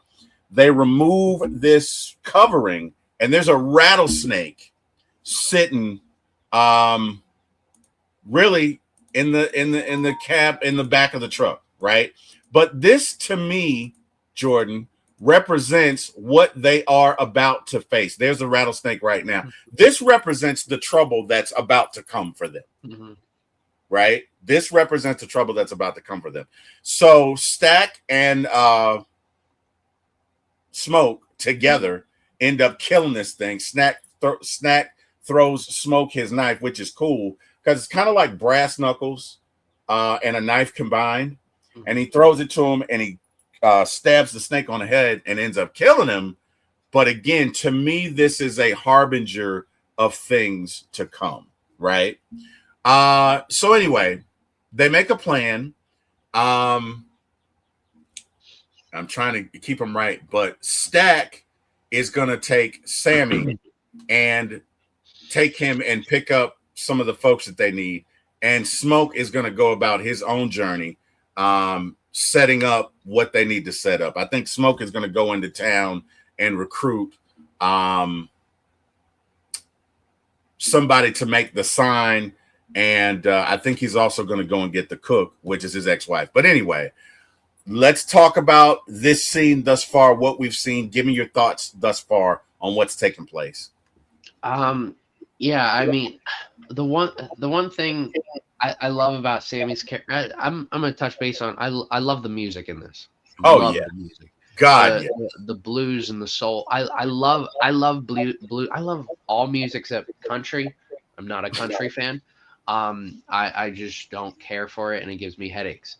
I do have some country songs on my phone, but you'll find more like Beethoven and blues music than you will country.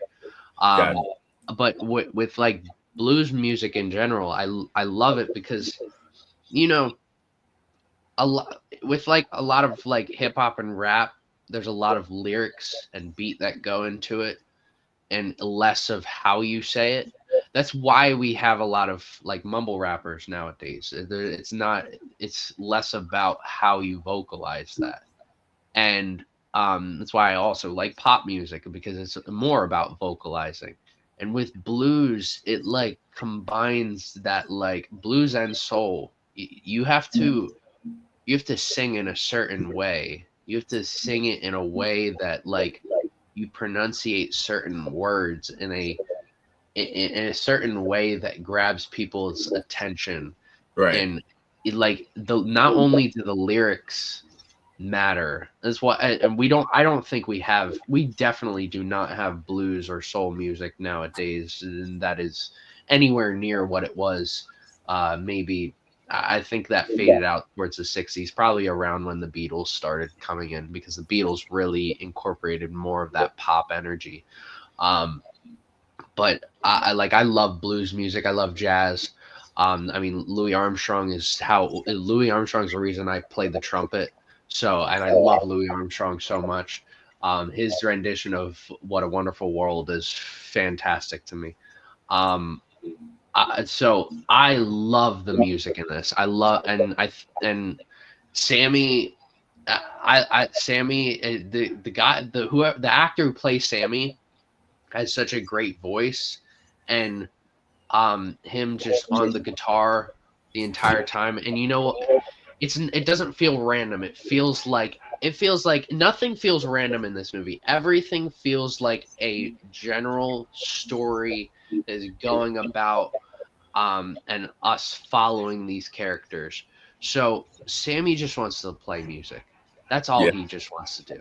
Yeah. And it's very clear. That was, I think, the one thing that worried me is I hope he's a good singer. I hope the actor is a good singer, and he is. He's a fantastic singer. So, and again with his blues, it is fantastic, and it's this like soulful energy that every time he sings, especially in that in the juke joint when he is performing the one song, I lied. I was into it. I was like, let's talk about that, right? Let's because you're hitting on some major points that I want to cover. So a lot of what Ryan Coogler is trying to say is that there are some people that are so musically gifted that their music is transformative. Michael Jackson. Yes.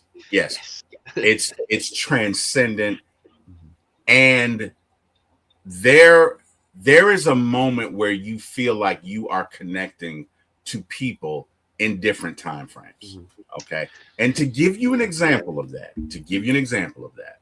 because I've only experienced this one time, but there is I don't know if you want to call it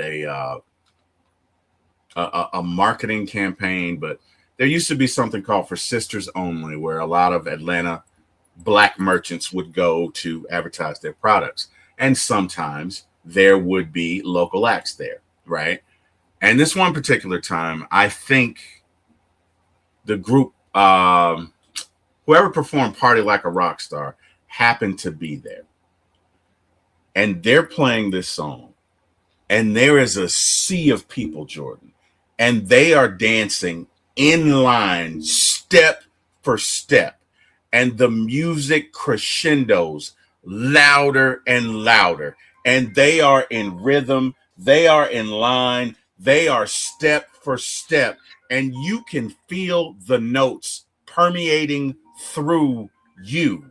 It is transcendent. I've never experienced anything like that. But everyone within 500 feet of what is going on is feeling it. There is not a person talking. There is not a person who is not dancing that is moving. We are all stuck right now looking at what is going on in stage.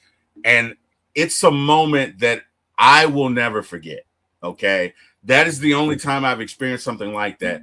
But if we go to this scene and he starts it by saying, "Hey, I'm Sammy Moore. I'm pastor's kid, preacher boy or whatever. My dad's a pastor." And he says, "I love you, Daddy. You know, you did the best that you could do, but I lied to you." That's right. I lied to you. I love the blues.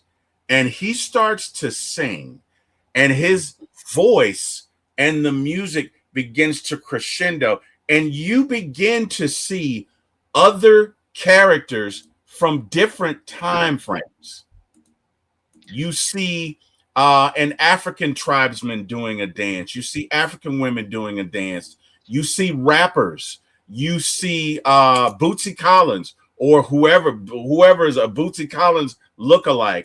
but these are all folks from different times and their spirits, right? So if we look right here, this guy in this whatever garb it is, that ain't from the 1930s. Okay, so you see different people. You see an Asian geisha girl, is that what they call them? I think you see a geisha in there. You see women from today twerking, but these are spirits because these people can't be in 1932. So I think the point he's making here is that as the music is going, there are spirits that intermingle that you don't see, but they are in the chords. This music is a pathway for them, right? As a matter of fact, one of the most, and I'm gonna see if I can find it because I put a lot of stuff in here, and then I went back and I said, oh, that'd be nice, and that'd be nice. Okay, no, not right there. Ah, dang it, not right there. Let me see if I can find it. I might not be able to. Oh, I know where it is. Sorry about that. It's here. So right as the music begins to transition, Delta Slim says to Delta Slim, played by Delroy Lindo, says to Sammy, you know, they tried to force this religion on us, but the music, we brought this here. And he's talking about this. He's talking about this pathway, this gateway, this musical portal that they brought with them. And Coogler uses this masterfully as he dropped this conversation between the two as the tempo changes. So I love that. That is my favorite scene. It so much so that the roof, and again, being metaphorical, the roof doesn't catch on fire, but it's kind of funny in that. And again, Jordan, I don't know if you'll recognize this, but there's an old song from the 80s that says, the roof is on fire. We don't need no water. Let them burn. Yeah. That is exactly what is going on here. I love his use of this. It is great. I didn't even think about that, Jordan, until I rewatched it for like the 10th time today. And I was like, oh my God, that is exactly what's going on. But I've talked enough. And thank you for giving me the runway to do it. Give me your thoughts on this scene and what's going on here.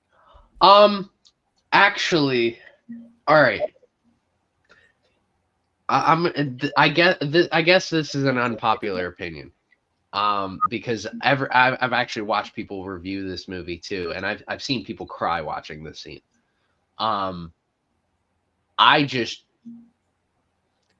I like Sammy singing. I love Sammy singing.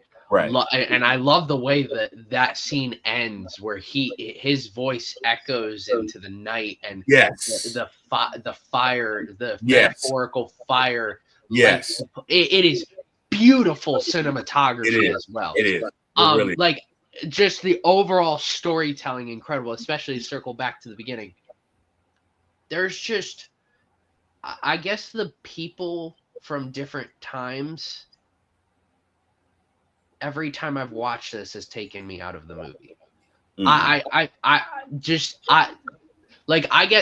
was so into the movie with the world building, with all of the characters, with everybody, and I'm fully locked into this. Like, it is fourth quarter, 2-minute warning, game winning drive, locked in, and then suddenly these people from different time frames come in, and it's like, okay, now we have a Burger King Whopper Junior Whopper commercial coming on in the middle right after.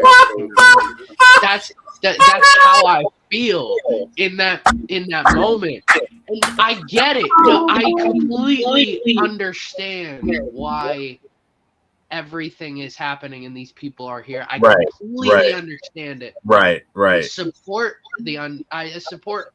why, like, the direction they were going with. I understand it. I just get taken out a little bit. I've seen people cry watching that scene, and I just personally get taken out by that. and like I hear people all the time. They're like, "Oh, that was beautiful." Like I love seeing these different eras, and I like I understand it emotionally. It's just my mind gets taken out. I Yeah. don't know if and it's I don't know That's what it is. fair. I don't know. That's fair. That is fair. The first time I saw it, I liked it. I didn't understand it. I had to go back and watch it a couple of times to really get, okay, this is what he's trying to say. And I understand it too, Yeah. like because of the way they set it up in the beginning of the Right. movie, I Right. knew something like that was going to happen. Right. And the first time I watched it, but every time I've watched this movie, Yeah. that is the one part. Like I felt like I was on a high watching this movie. Like, Yeah. I felt like I was on cloud nine. But Right. then that happens, and it's like you dip a little bit.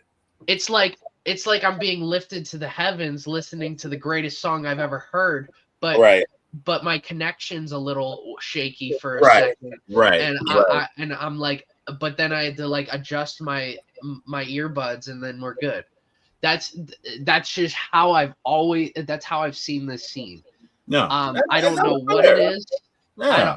I don't know what it is. I just that part just always takes me out.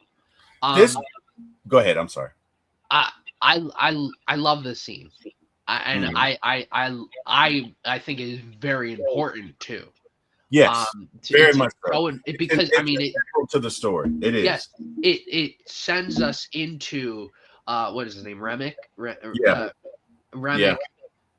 being there, and right. And why he's there. Yes. So, but I love it. I love the before and after. It's just during that scene I get taken out. I don't know what it is. No, and look, I get it. For me, music has been a part of, like, again, growing up, I was in a lot of school plays, a lot of church plays. Music has been a very important part of my life. But the only thing I could equate this to is there's a scene in The Color Purple. And I don't know if you've seen The Color Purple. If you haven't, it's always on my watch list. Is one of my first or second. The original. Yes, the original. Not the new one. No. Yeah. So there's a scene in there where Suge's daddy is a pastor. Suge is a singer in the juke joint. So of course he looks down on her. But she woke up one Sunday and she hears a song. And she starts walking towards the church, and all of the sinners follow her to the church, and they're singing "God is trying to tell you something." And I don't want to say she kicks open the doors of the church, but she opens them forcefully, walks in there, and with this bellowing voice starts singing along with the choir. And Jordan, it is so powerful, because she lets out note after note after note, and her father and her have been estranged. And she walks up to him and she says, "See, Daddy, sinners have souls too." And there are tears running down his eyes, and he hugs her. And it makes sense, but you can't put it in the words. You just feel it. You just feel it. It's the same way. I'm not going to tell you that because that'd be a spoiler. Anyway, for me, it was that kind of moment going on. And I'm not going to say I cried, but I got goosebumps watching that entire sequence play out, because I'm like, wow. I felt like they gave a name to something that I knew existed. I just never understood. That's just me. Maybe it was the twerking. Maybe it was the twerking. Maybe that took me out, because I was like, maybe it was the twerking. I don't know, because like even when they get the DJ table and with the records and I was still in it at that moment. But like, I guess some of the times, some of these like spirits or whatever they are, I was with, and then others I was not. Right. Like, and right. I don't know. Maybe I don't know what it was. But I do love a lot of what this scene does Yeah. visually, and for that I respect it, and I Yeah. have a lot of respect for that scene. Yeah, maybe it was the twerking.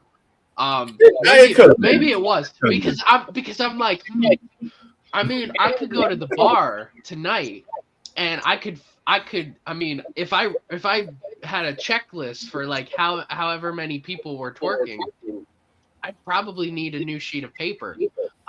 Like, But do you know somebody that can twerk so well that it's transcendent? I think that was the point.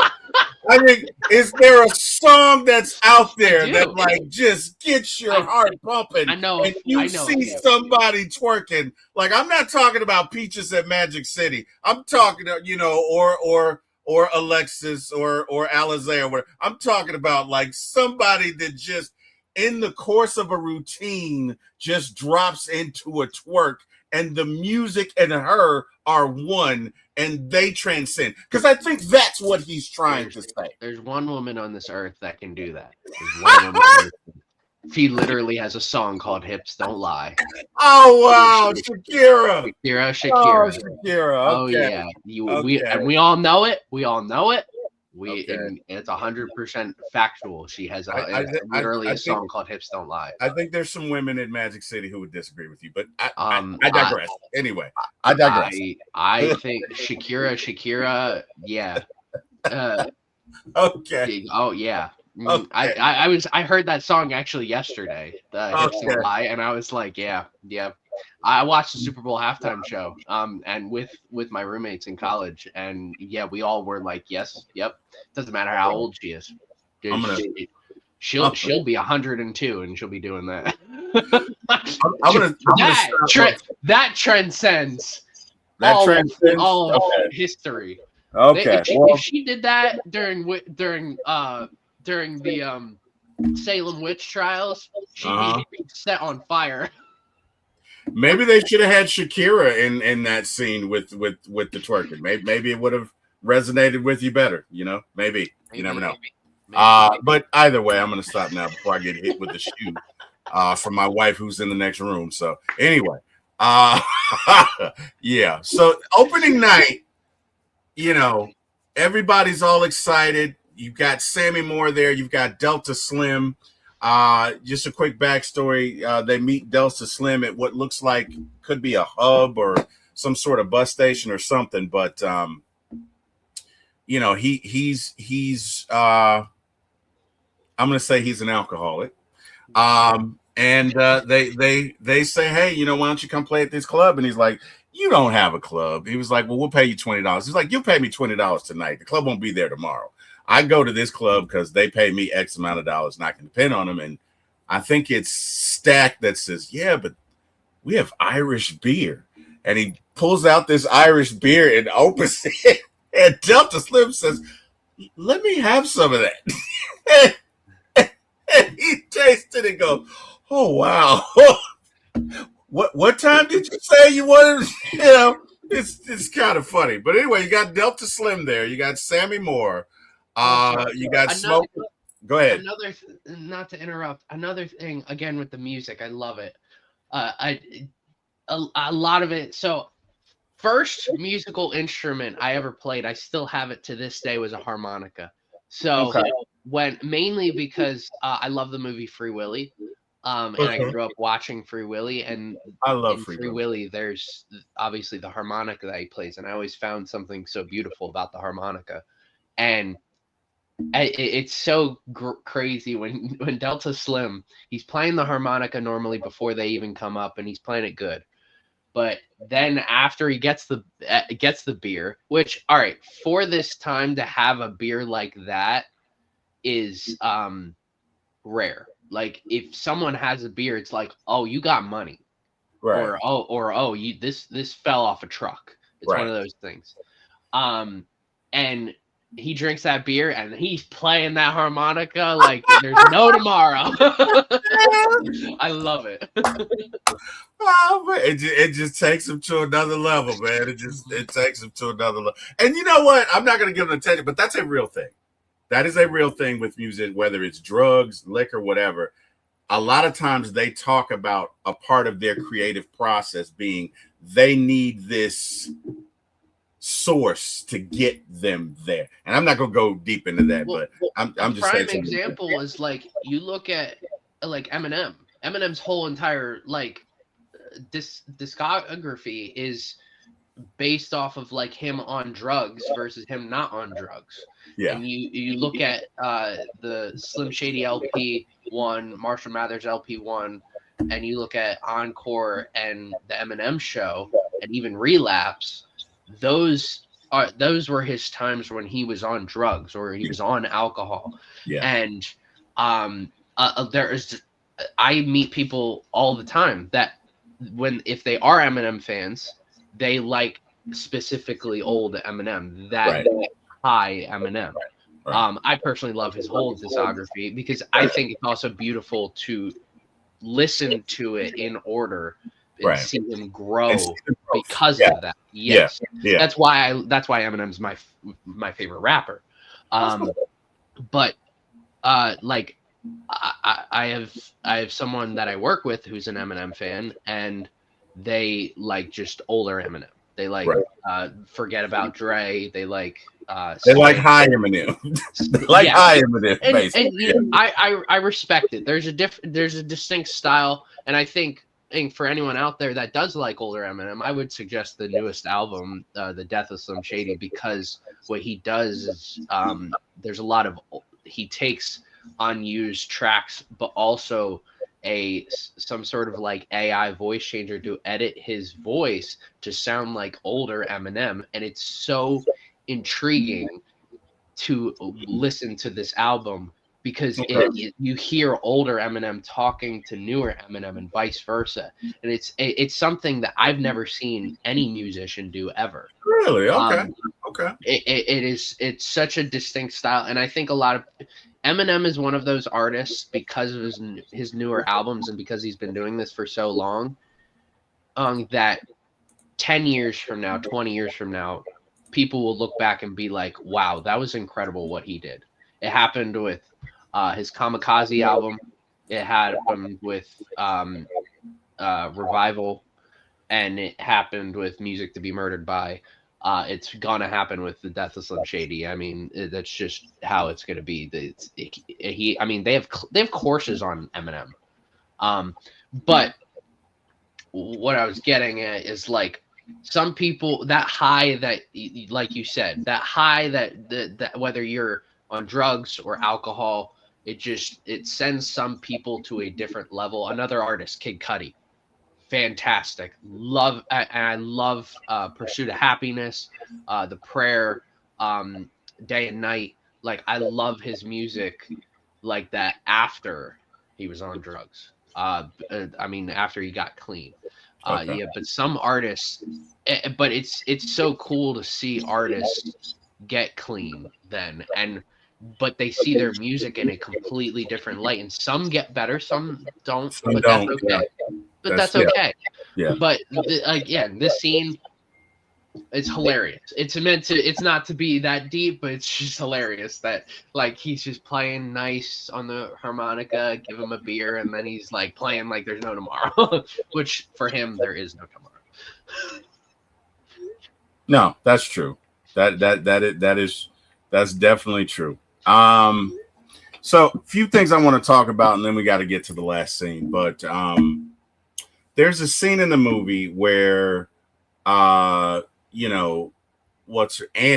offers the gentleman some Irish beer and something else, and he's like, "Oh, you guys are fancy. I'll just take the corn liquor." And she says, "That'll be 50 cents." And he gives her 30 cents. And two of the, I guess they have their own form of tinder on the plantation, and two of those wooden nickels or whatever they are. But this is a big issue in the movie because Smoke and Stack, and I think Smoke is the businessman, he didn't account for plantation money being a part of the tender that they take in, right? And so what happens is he and Stack start talking, and he's like, "Look, we'll be out of cash in 2 months. You know, he said, this is what we took from plantation money, which they can only use on the plantation, right? So they're not going to be able to grow with this form of tender. And then they have the regular money. And he's like, we're going to be out of cash in 2 months, right? So let's take a step forward. Let's enter Remick. Remick. Okay. And Remick, you know, here's Sammy singing. Remick's the head vampire over the local vampire magistrate here, or whatever they call themselves. And, you know, they approach the juke joint and try and get entry, and Smoke and Stack are like, no, thank you. We're okay. And they're like, are you with the Klan? And he's like, no, we're not with the Klan at all. And da-da-da-da-da. And, you know, they give them a weird vibe, right? And they leave. And what's her name? What is her name? What's her name in the movie? Mary. Mary says, look, I can go, because Mary essentially passes for white. Okay, Mary is a biracial young lady, but she passes for white. And in the 30s, it was illegal for black men to look at white women, which is why when Stack sees her at the train station, he's like, calm down. We don't need to do this here. And it's also why he tells Sammy, don't look at her. Look elsewhere. Look like it, but don't look at her. Because in that day, it was illegal, and many a black man had been killed for looking or gazing upon a white woman. And even though she's not white, she is perceived to be white, and her white husband does not know that she's not white. So and basically Stack did this because he wants to protect her. They grew up together, but he loves her so much so that he wants her to have a good life. He wants her to be protected. He knows she can't be with him, and so that's why. But anyway, long and short of it, Mary, though, the Haley Steinfeld does such a great job as Mary. She does. Like her, so she had to work with the dialect coach. I found out after the movie came out, and she does. Her dialogue is incredible. It is. She does such a fantastic job of doing that, because she doesn't naturally have that Southern accent, or that Southern twang. She had to create like a or not only that, but that African American dialect on top of it. Because when she tells him to get the F out of her face, if you close your eyes, you wouldn't know. Yeah, you would not know that's her. She's like, boy, if you don't get the out of my face. Exactly. I was like, sometimes when she would say something, especially that opening scene, I'm not going to specifically say the scene. Right. I've seen that on Twitter so many times because it's so funny. The way she delivers it so quickly. You're like I watched it and I was like, oh, all right, okay. Because she delivers, it's such a, she just does not care at all who is around. And she doesn't care. She wants her man. She wants her man back, right? And it's funny because when he's like, well, I mean, I could have so-and-so to get you home, or I could just pay one of these women to beat you up. She's like, I'll beat up every bitch in here. And the way she says it, if I close my eyes, I swear it's Kim. Like the way she said that, I'd have been like, damn. What? She's like, I will beat up every bitch. You taught me how to fight. I will beat up every, and it's not me saying it, it's what she said. I will beat up every so-and-so in here. But the way she delivers it, I agree with you. The dialect is perfect. It is perfect for that time. It agreed. 100%. That's why she's one of the, she's up there with the best actor or actress in this film. Yeah. Like she can go and work in any genre and adapt in a way that not many other actors can do that. Yeah. So she goes out to kind of, and it's funny, she goes to ask them if they have money, and they're singing this song. And one thing about these folks could sing. Everybody in here who had musical parts could sing, could really sing well. So they're singing and they're harmonizing, and it is beautiful. And she goes to sit down with them, and he says, yeah, you've had a loss recently, and da-da-da-da-da. And she's like, oh, my mother died. But the more he talks, he creeps her out. And she's like, you know what? Never mind. And she pulls the gun out and she proceeds to leave. And then we see Remick get ready to fly. And we're like, oh, it's not good. And she walks back. And the way she does this is priceless. She asks for entry in, but she doesn't do it in a way that's obvious. She's like, well, are you going to let me in? Or are you just going to sit there in my way? And of course, the bodyguard, and I can't think of his name, he doesn't catch what's going on. So he lets her in. And she and Stack, and again, she delivers some of my favorite lines. Now, I'm not going to say what she said to Stack because it's graphic, but she says, you're a thief and you're a gangster and you're not going to blank this. But the way she says it, and I know you know what I'm talking about, great line, phenomenal line. So they go and they do the grown folk, for lack of a better word. And during the commission of this act, she proceeds to bite him and drain him of all his blood. And this is where the show turns. This is where this becomes a horror movie. This is where stuff goes down. And so Smoke comes in and he sees Stack and he just unloads on her. And she gets up and says, we're going to kill every last one of you. And laughs maniacally and runs out. And Smoke is devastated because he's a twin. So every day of his life, he spent with this person. Every day of his life. This isn't just a regular brother thing. He's a twin. You're talking about twin souls. You're talking about people that have done everything together from day one. And now he dies. And he is bereft of everything. He's just spent. And he asked Annie, who, for lack of a better term, is a witch, hey, can you bring him back? Can you do magic? Can you? And she's like, no. And he's like, why? he's almost, come on, can you bring him back? And she's like, I am so sorry, right? And they have this discussion, and I think it's Sammy who's like, she said she was going to kill, we were going to kill everyone. And she said, wait a minute, did she say we? And he says, yeah. And she says, Smoke, we got to get him outside. This is a haint.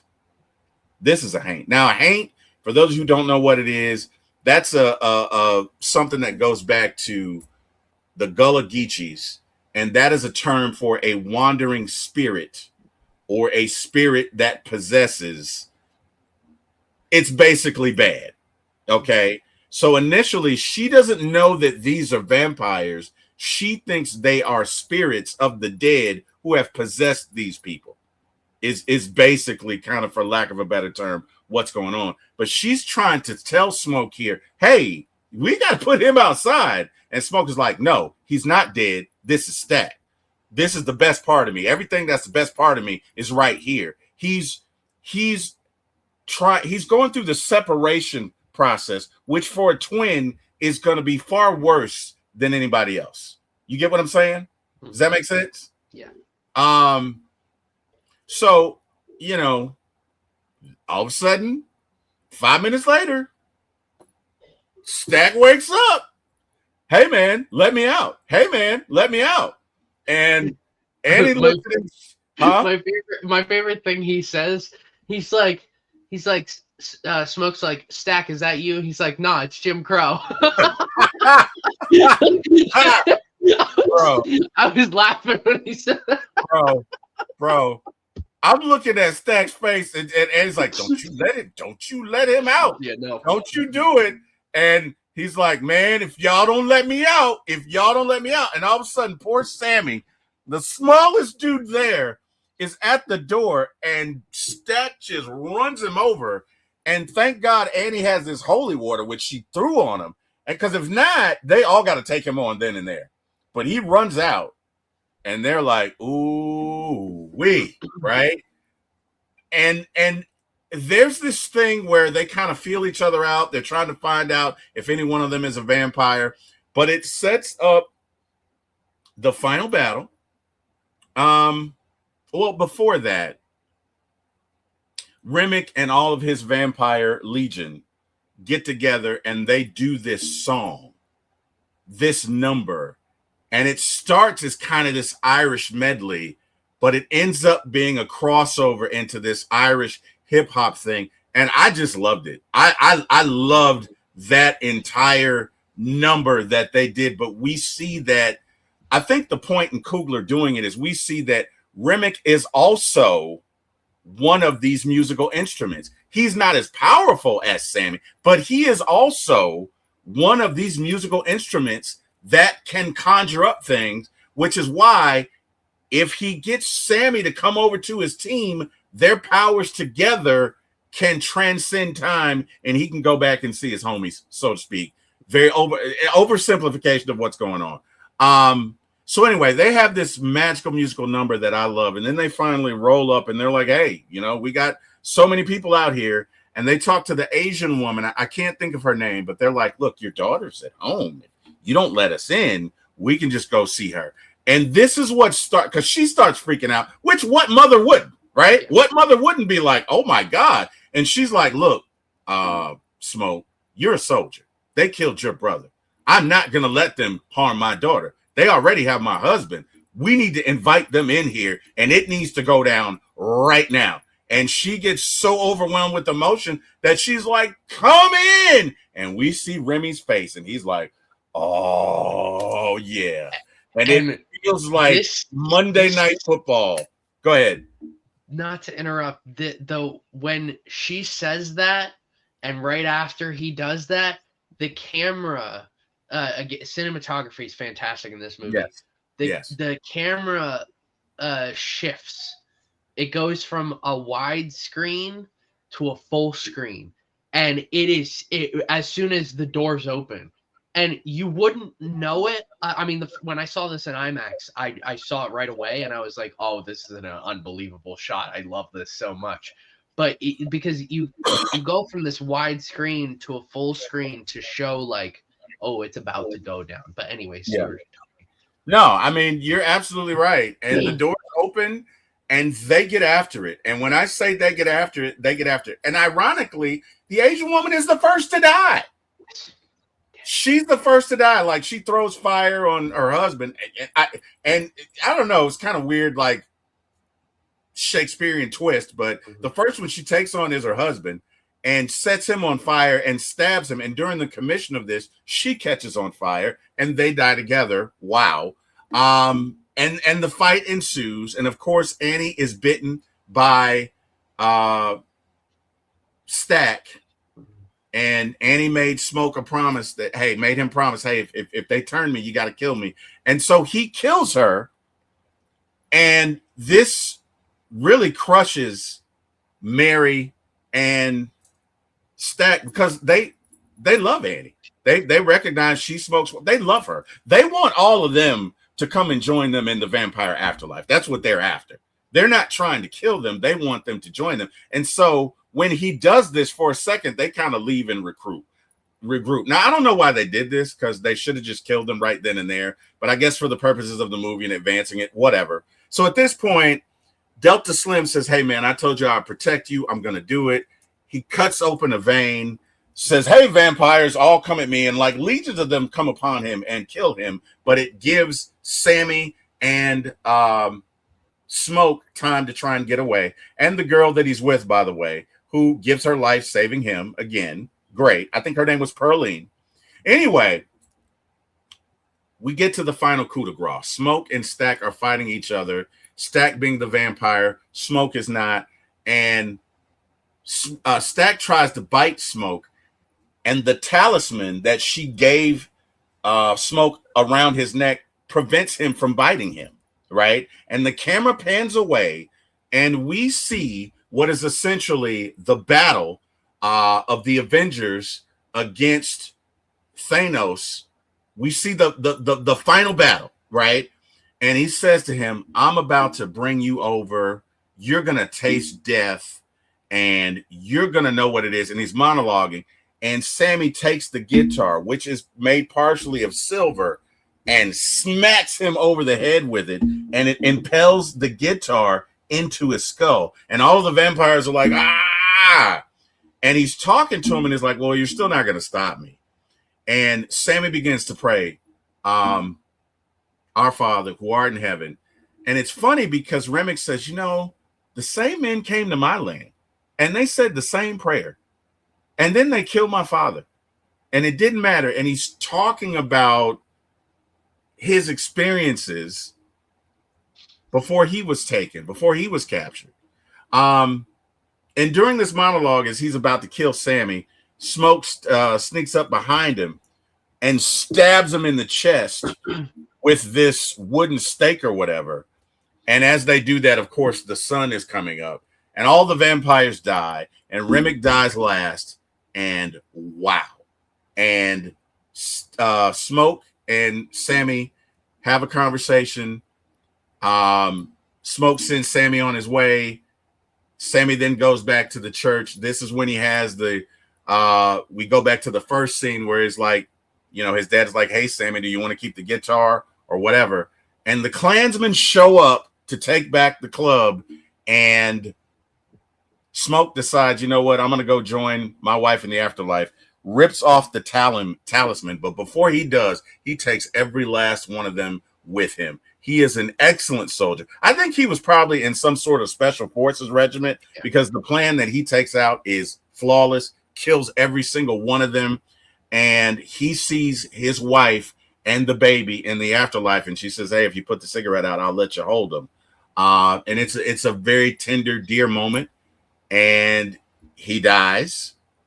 And then, of course, Sammy chooses the guitar.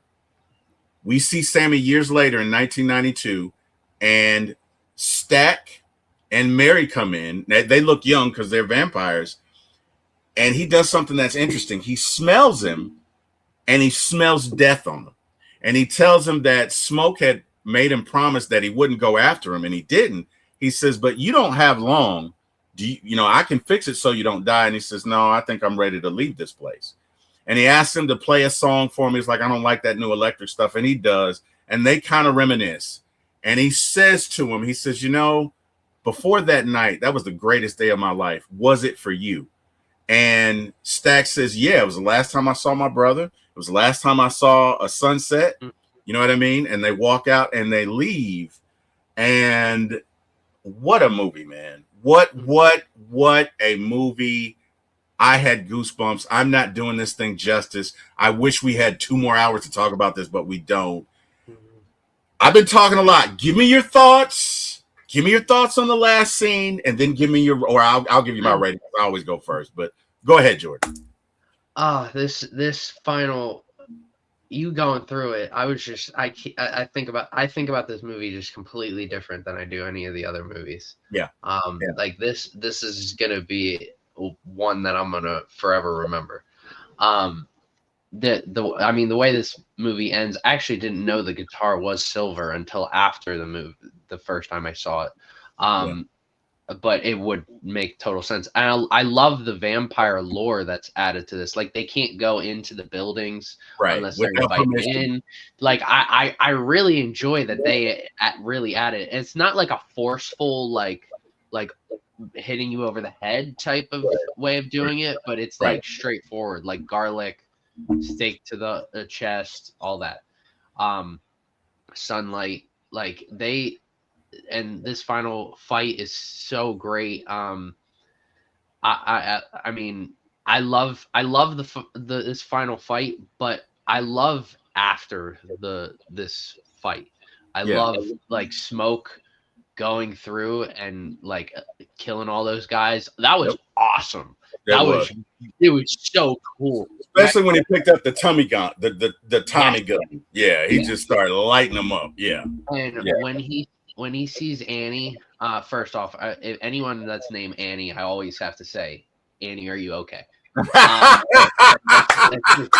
a must. The entire time, I'm like, every time you said Annie, I was like, is she okay? Annie, I thought you were going to say the sun will come out. But anyway, okay, sorry. Anyway, I'm a Michael Jackson fan first and foremost. Gotcha. But priorities. I get it. That scene. It's so heart-wrenching and so beautiful. And when she says, if you put out that cigarette, I was just, that scene's rough. I'm like, this is so sad and beautiful. I love this scene. and then the one guy's still alive, and he picks up the gun and just keeps shooting him, puts down the gun and picks up the baby. Oh, that was such a beautiful scene. I love that, and I love that that's how we see Smoke's character go out. Right. That was a beautiful way of doing that. Yeah. And also, that scene makes sense when you look at like the first story, and when you look at the scene when Sammy's singing, it makes sense to have that type of scene in there. And then when you fast forward and seeing Sammy older, which I thought at first I was a little worried about them doing that, but they did such a great job of ending it. Like, yeah, Sammy's on his last leg. Stack and Mary come in, and yeah, I mean, that is a nice offer to keep him alive, but he's like, I'm done with this world. Yeah. And when he says is that was the best day of my life, what about you? And he's like, it was, and he says it was the last time he saw his brother and the last time he saw his son. When he says it was the last time he saw a sunset, and we see the image of him smoking Stack looking at the sun. It's that shot and that dialogue is the best scene of any movie I saw last year. Agreed. Any movie I saw last year. 100%. Like, agreed. I fully, like, my heart was fully invested in that. And I loved it so, so much. This movie is so incredible. Yeah, we could be talking about it for 2 more hours.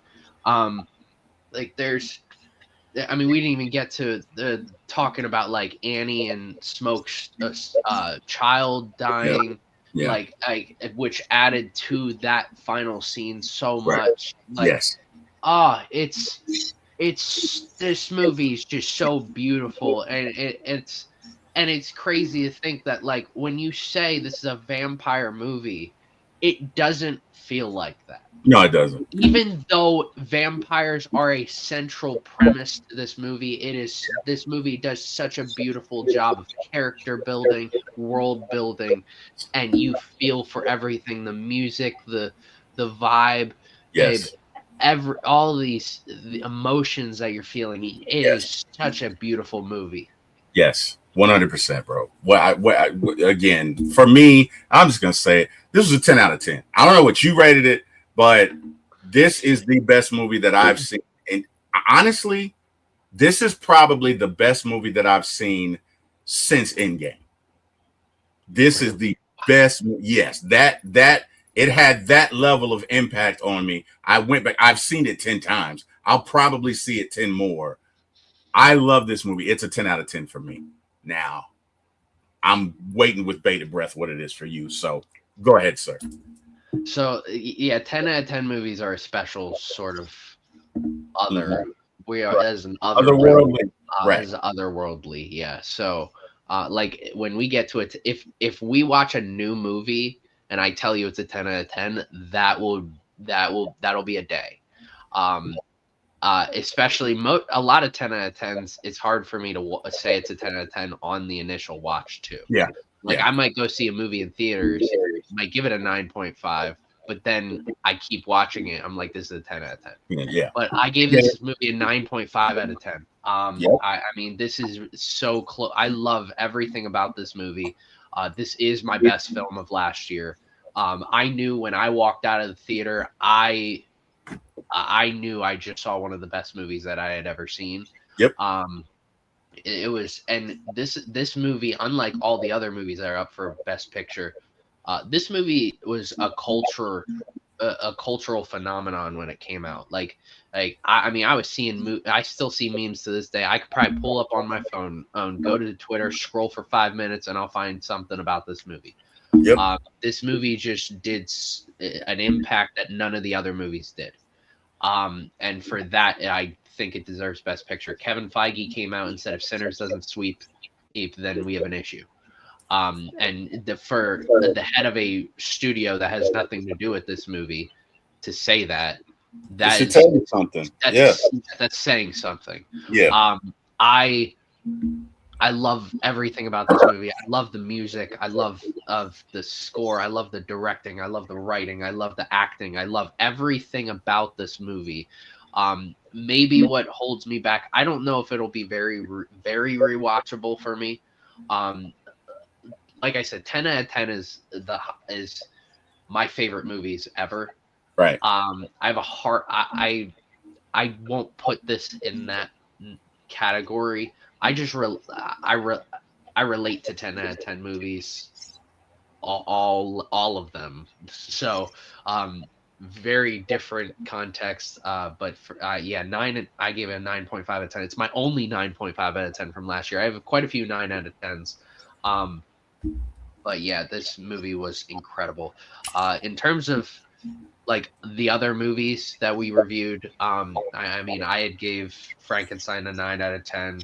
I gave F1 an 8.5 out of 10, and then of course I gave One Battle After Another 5 out of 10. Yeah. I just have a hard time putting any of those movies in the same category as Sinners. Agree 100%. Yeah. When I saw this movie, the last movies, I say movies because they both came out the same weekend. That after I saw them, I felt like I was a changed person, was Oppenheimer and Barbie, which is so crazy. But when those two movies came out, they were cultural phenomenons, and I remember and you know, Barbie's one of those movies that like when I was going into it, I'm like, yeah, it's this. I've heard great things about it, but there's no way it's gonna be that good, and it was. And it is a movie that I am going to recommend to a lot of people. I think I gave it like a 9 out of 10, and I gave Oppenheimer the same score. So, and Oppenheimer, like both those movies were such cultural phenomenons. In my opinion, they probably killed one another coming out the same weekend. Yeah, but that's why we got Barbenheimer. So, yeah, I haven't felt that way since then. And I was waiting so long. I'm like, I just want to get that movie that I feel that same way about. And when Sinners came out, that was how I felt. I felt like when I was there, I was a witness to something that I was a witness to something special that was happening. And I'm so glad this movie came out. I'm so glad Ryan Coogler did this. And look, Ryan Coogler is one of my favorite directors. I mean, I don't think I've seen a movie where I didn't like it from him. But like this movie told me any time Ryan Coogler comes out with something, I will watch it. It's just an absolutely incredible movie overall, and I loved it. 100%, bro. Love it. Love this movie. I'll probably watch it again tonight, man. I had so much fun getting ready to do this that it's kind of like falling all in love again. I was like, because I was anyway. I probably will watch it over again tonight. But anyway, Jordan, tell these folks where they can find you, man. You can find me at Ultegacy, ULTEGACY. Cover all things sports. We're doing awards season right now. We're doing voting on awards. Then we'll be getting into mock draft season. Draft season is upon us. Next month is the NFL draft. I will be doing a live stream on all 3 days of the draft. And I will be covering every single pick. I will be tired, but I will be there. Hopefully I won't lose my voice. But otherwise, when it comes to movies, you can obviously watch all our videos here. And you can follow me on Instagram, see what I'm watching lately. Or you can follow me on Letterboxd. That's where I have all the ratings for all my movies. All my 10 out of 10 movies are on there. I don't have many 10 out of 10 movies. 10 out of 10 is a very, very special list for me. So if I come out, I have 17 movies that are 10 out of 10 films for me. If I come out and say that a movie is a 10 out of 10, that is saying something. The last time, I'm going to put this in perspective. The last time I saw a 10 out of 10 movie that recently came out was Spider-Man No Way Home. So that's, maybe that's a spoiler alert when we get to reviewing Spider-Man No Way Home, but that movie will forever be a special place in my heart. And all these 10 out of 10 movies will have I have a special connection to each of them. So all of them are on my letterbox. You can follow me and look at what I'm watching lately. I was looking at the schedule of like when the next movie I'm going to be seeing in theaters is. It's more than likely going to be Michael.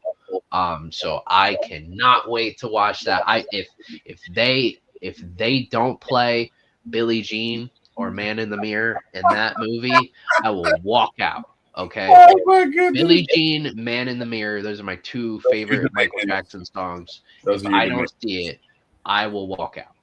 Well, we hope you see it so you don't have to walk out. But hey, as always, brother, I enjoy doing this with you so much. Thank you for joining me. To everybody who will watch this, thank you so much for watching it. We hope you enjoyed it. We'll be back probably tomorrow.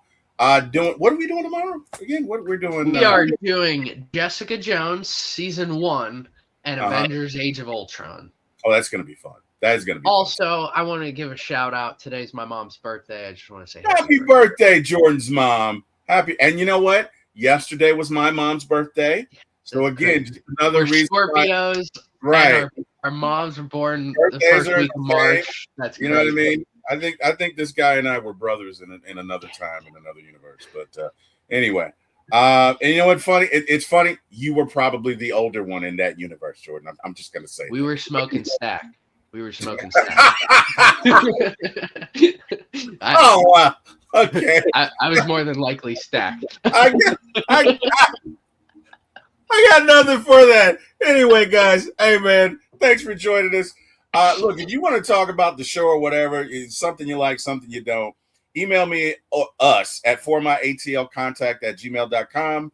If you like ATL Sports, For My ATL Sports 1. If you like movies, For My ATL Movies on YouTube. I should have added that. I didn't. And hey, man, to everybody who joined, thank you. Thank God for waking us up. Jordan, as always, thank you for doing this with me, brother. Thank you to Jack Spade and Eric Parker who gave my start in this business. You guys have an amazing day. Jordan, I will see you tomorrow. Everybody else will see you tomorrow. Good night, everybody. This movie was about